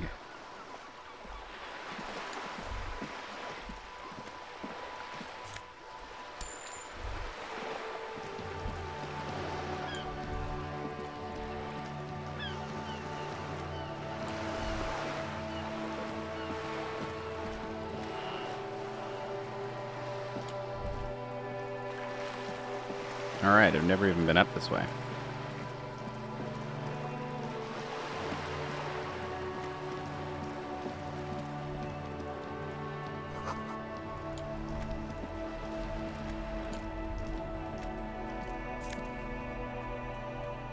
Whoa, okay.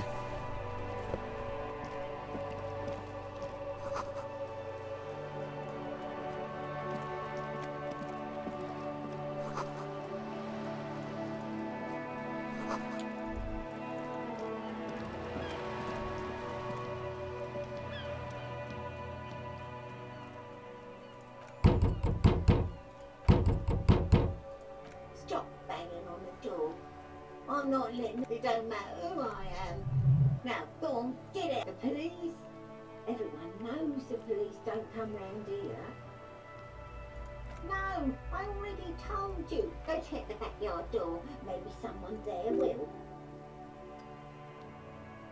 Madame, I assure you, we are real police officers. Okay.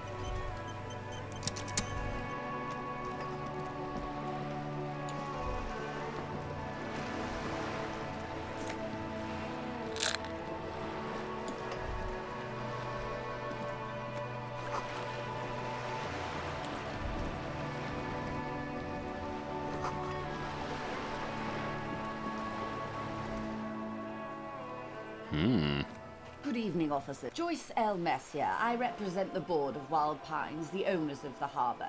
You gentlemen must be from the RCM. Yeah, what does L Lady, stand for? My maiden name. Alright, what gave us away? Nothing, honestly. I've said it to every drunk in town, and you're the first one who's responded. Shake her I'm hand. glad to see you here. I was dispatched to handle a strike, not a lynching. That is good to hear, madame. My colleague will take the lead on this interview. I should let you know that he is recovering from an medical episode. Very unusual. But How interesting. I wish you a swift recovery. In the meanwhile, you have my full cooperation and the full cooperation of the Wild Pines group. You're on a boat. Mm-hmm. Does she have a name? Lame.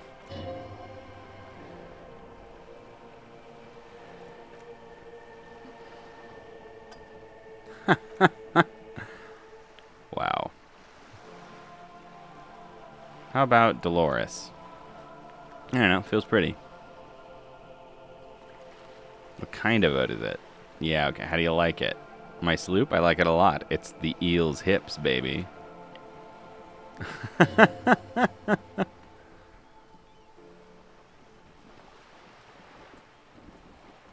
Not a lot of people on boats, are there? What do you mean, archipelago? Yes. I haven't seen anyone sail around in a boat. That motor carriage has been specially issued to serve as a patrol and pursuit vehicle. It's for crossing long distances. You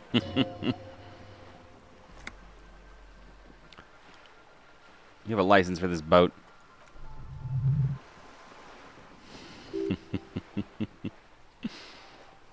She doesn't need a license. Alright. What do you do?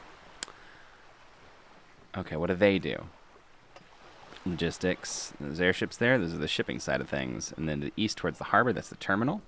Oil and gas exploration, offshore platforms. How much money does Wild Pines have? Not at liberty to say. Ooh, 20 billion real in revenue. Wow. Mm-hmm. It's like a shark. If it stops moving, it will die. It becomes those. Well, what becomes of those 72,000 families? Tremendous responsibility. Where do they get the billions? I don't care, honestly. What does a huge system want with a place like this? You mean aside from being the terminal's legal owners, who are responsible for moving 8% of the world's cargo? Company's nothing without the workers.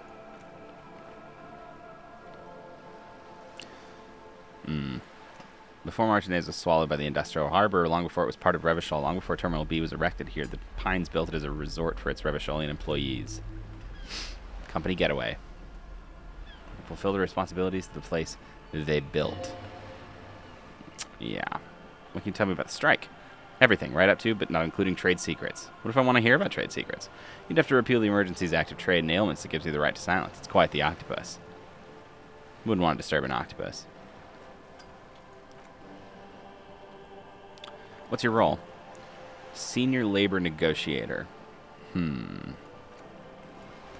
They're not. That's the problem. They stopped all negotiations.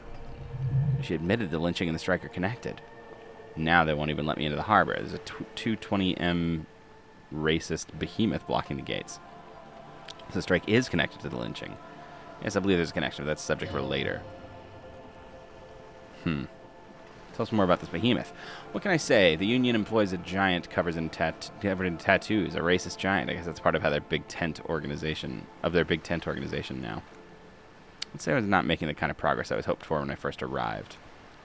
3 weeks ago, middle of February, the bay was partially frozen then. But the strike began in December. I wasn't the original negotiator here. I took over after Mr. Gaumont hit a wall with Mr. Clare, the union boss. Mr. Clare refused to speak with Gaumont despite concessions he'd granted the union in prior negotiations. This isn't the first time the union has gone on strike. Heavens, no. There have been 2 prior strikes. Both times the union won significant concessions, including overtime pay and a medical plan. This time their demands are more, I guess you could say, aggressive. What happened to Gaumont? Fuck off, midget. Yikes. Not cool. Sounds like usual aggressive posturing. Scabs at the gate. Did you put them there? Don't let her answer it herself.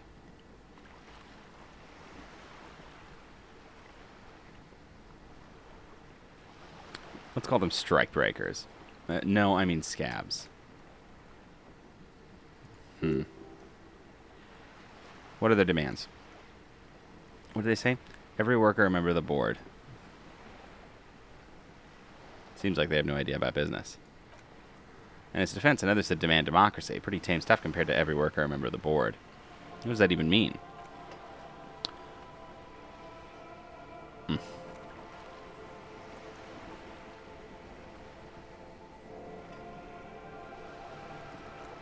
They're having a blast, but how can they afford it? What are you going to do? I'm not sure. Naturally, I assumed that was just their opening position, a hard-nosed tactic with a side of mockery, but there's been no follow-up. And now people are getting lynched, I hear. Behind the whirling in rags, a disastrous situation if there ever was one.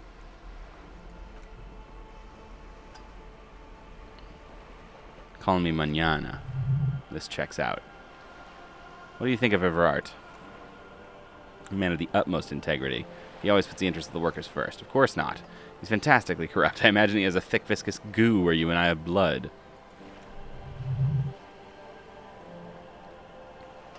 Sound like you're about to take a rapier to him. Heavens, no. Now that you mention it, I can't stop imagining that black treacle just dribbling down his double chin. That's Everard, all right. I remember hearing something about this Edgar. Have you seen him? No. Edgar looks exactly like his brother except for that lazy eye. He also talks exactly like Everard does, and when one's term as foreman is up, the other takes over. It's how they circumvent the term limits, you see? What a funny little switcheroo. While in office, they've embezzled God knows how much of their workers' dues. Yes. 20 years ago. It must not have been easy to establish under the Emergency Act. If they did it, I can respect that. Organized labor at its best, as they say. Then something happened in the local chapter elections. The brothers Clare came and transformed it into a, how do you say? A mob. The Debardeurs are a crime syndicate. Sad as it may be, we're forced to cooperate with them. Yes. In your opinion, would you say the Debardeurs Union is basically a socialist mob? Thank you for being candid. Never once you feed the wolf always hungers. Something happened? I'm glad you asked. There was a woman. The previous forewoman of the union. She disappeared. On the last day of the local chapter elections, her daughter phoned in and said she wasn't running anymore, or coming to work ever. End of story. This forewoman, her name? Sadly, the company records do not even give a name. She's just forewoman in private correspondence. Holly. I don't even know if it's a sir or given name, and I don't have access to the union's files. Eerie. Watch out when you're dealing with them. That's all I needed. What can you tell me about this lynching? Quite a few things. Information I'm to share with you includes sensitive trade secrets. For the sake of my employer, I have to ask for your names and badge numbers.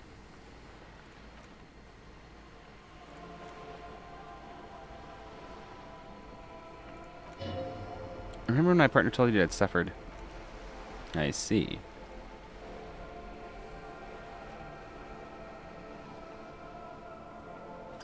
Yes. I don't know how to respond.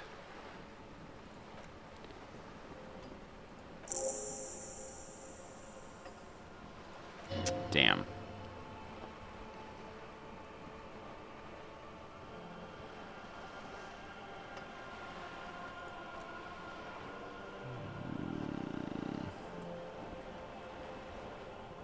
I want to try it.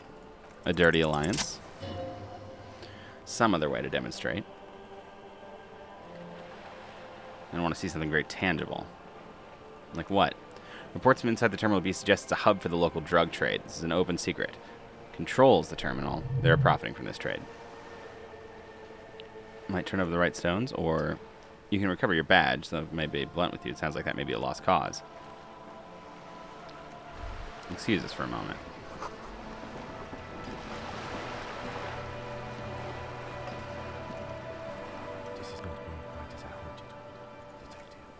I'm expecting you to use your unorthodox technique to keep her off balance and, not volunteer us to be our henchmen. Oh, so we're henchmen now. Running circles around us. She might have known about your misplaced badge all along, or she's simply an adept improviser. Either way, we've played straight into her hands.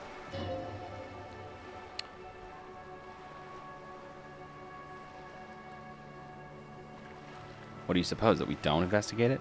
No, if there's reasonable suspicion, we must investigate. Otherwise, she could claim we're siding with the Union, or that we're on their take. We'd never hear the end of it. What I propose is we ask her, then we investigate, briefly. But do not share the outcome of this investigation with her. Tell her it's done and demand her for her information on the lynching. Yeah, I'm sure you will, Detective. That was cool. I really liked that he took me aside to talk to me. That was really awesome. First of all, I've talked to Everett Clare. And how did you like him?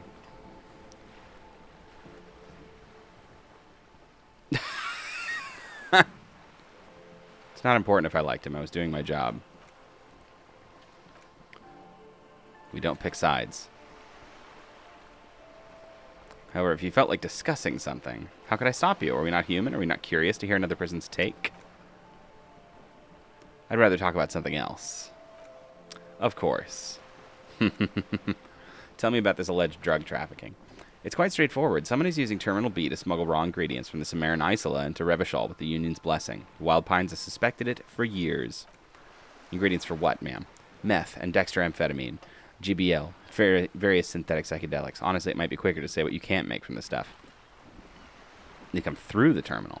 Yes, after they clear the terminal, we lose track. The actual production is taking place at various sites in and around Jamrock Corridor north of here.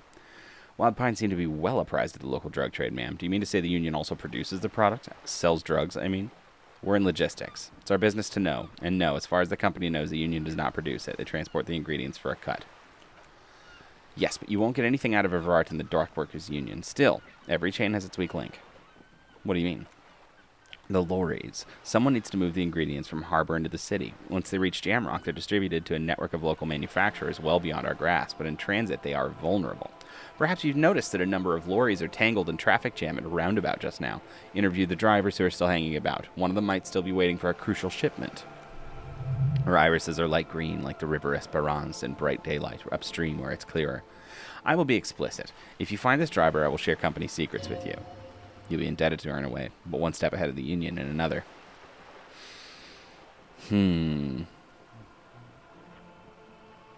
It's no coincidence the lorries are stranded there, is it? No. We asked them to do it. However, this is a limited time opportunity. Once the complaint has been processed by the Trade Committee, they'll have no choice but to lower the drawbridge, and the operation will continue.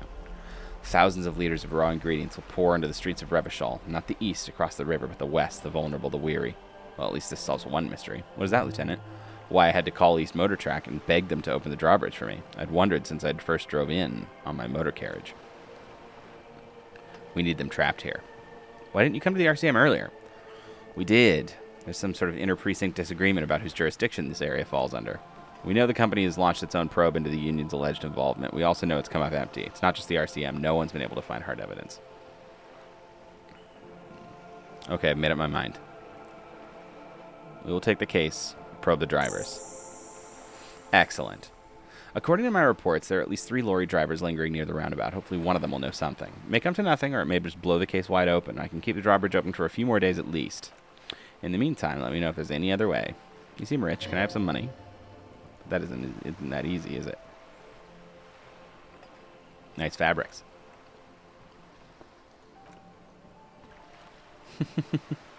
Yeah, so? Now look at you, barely able to tie your own laces. Your armpits are lakes. A scythe of booze precedes you. Your hair sticks to your forehead, and your underwear feels uncomfortable. You're poor. Poor as balls. You can't ask this person for money. You're too...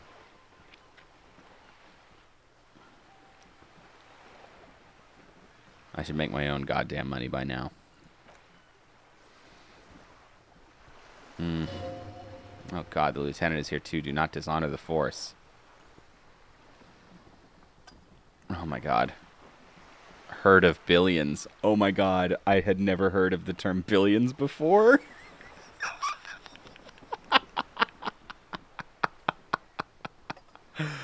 Oh, that's desperate. No, we're not doing it. Wow, you work hard. I do? You hustle. You're a provider. You keep it real and provide. I guess I do, yeah. Like a workhorse. Look at yourself. You're a human pedometer. You must have walked 200,000 steps down cracked asphalt, mosaic, sand, and linoleum after you reemerged. That's a sign of a hustler who never gives up. The world is harsh and people are evil, and you didn't make it that way, and you won't let it break you. You ride. Ride till I die, bitch. That's what it's like, life and death. You got gills on your side, baby. You got those black papers with the sides, the faces of the innocents on them, and you bring in the Franconegros and Solas. It ain't easy, but you do it, day in and day out. You didn't make the rules, but you won't lose. You're a cop and sprinter and money printer. Sure, and I got that giant novelty check from Everard. Wasn't easy getting that giant novelty check from Everard. It took some ingenuity to get into the harbor, but you got in, and you took that bribe as hard as any cop's taken it. Guess I've made some gills, sure. Sure. And has it been easy? Is life easy? Have you not gone into cardiac arrest? Are you not about to have an anxiety attack or shoot yourself in the mouth? You still hustle 24/7, ride or die. Now ask yourself, are you rich? Yes. Quite. Get out of here. You're a pauper. You work harder than anyone. You almost rode yourself to the grave and you're still practically a hobo. Why is that?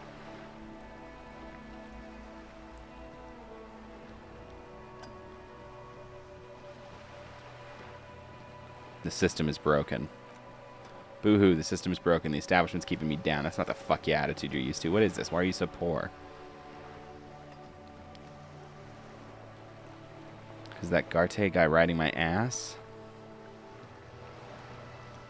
I don't know, why am I so poor? Because of the taxes. G-Man's got his jam-covered sticky fingers in your pocket, stealing from you every time you buy, sell, walk, talk, fart, so much as sneeze. Every time you wipe your ass, they got the direct and indirect modes of taxation. Sales tax, excise duty, extraction tax, alimony, one tax that doesn't even have a name. Plus, there's the stuff people in other countries pay for that makes them ask for more money from you here. Total tax duties add up to 98% of all your money. Ooh, guess I'm a free market fundamentalist now? This isn't helping me solve my money problem. It's only making me into a free market type. Damn it. What do I do?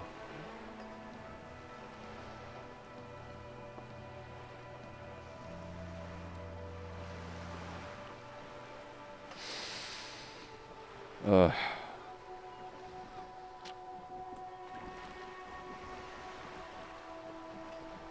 No, I won't. What are you, a racist? Don't be racist. Be a cool immigrant, ultra-liberal, free market advocate. Ride or die, keep it street.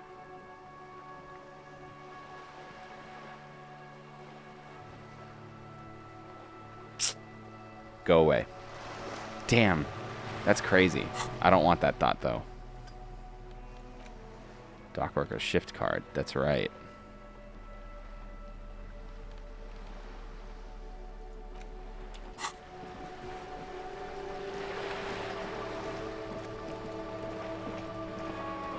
It's almost midnight.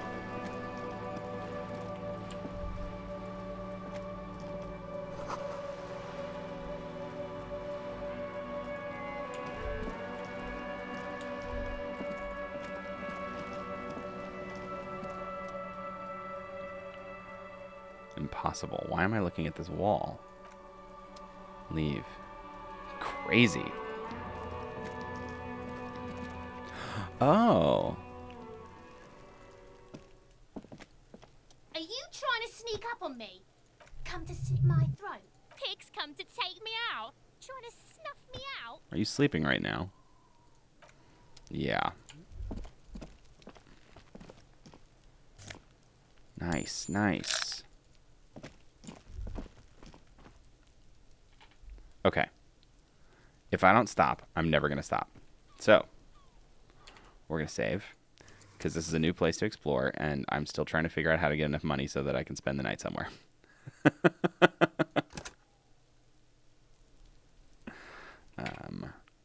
Thank you for watching. It was a lot of fun. Finally playing disco again, getting back in the swing of things, remembering the story, doing all the good stuff. And I'll be playing this again, I think. I'm going to try and find another day.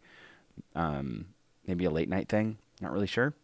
Hopefully next time Shane is back, though, and we can play something like a Sonic game or go back to Yakuza and Hollow Knight. Who knows?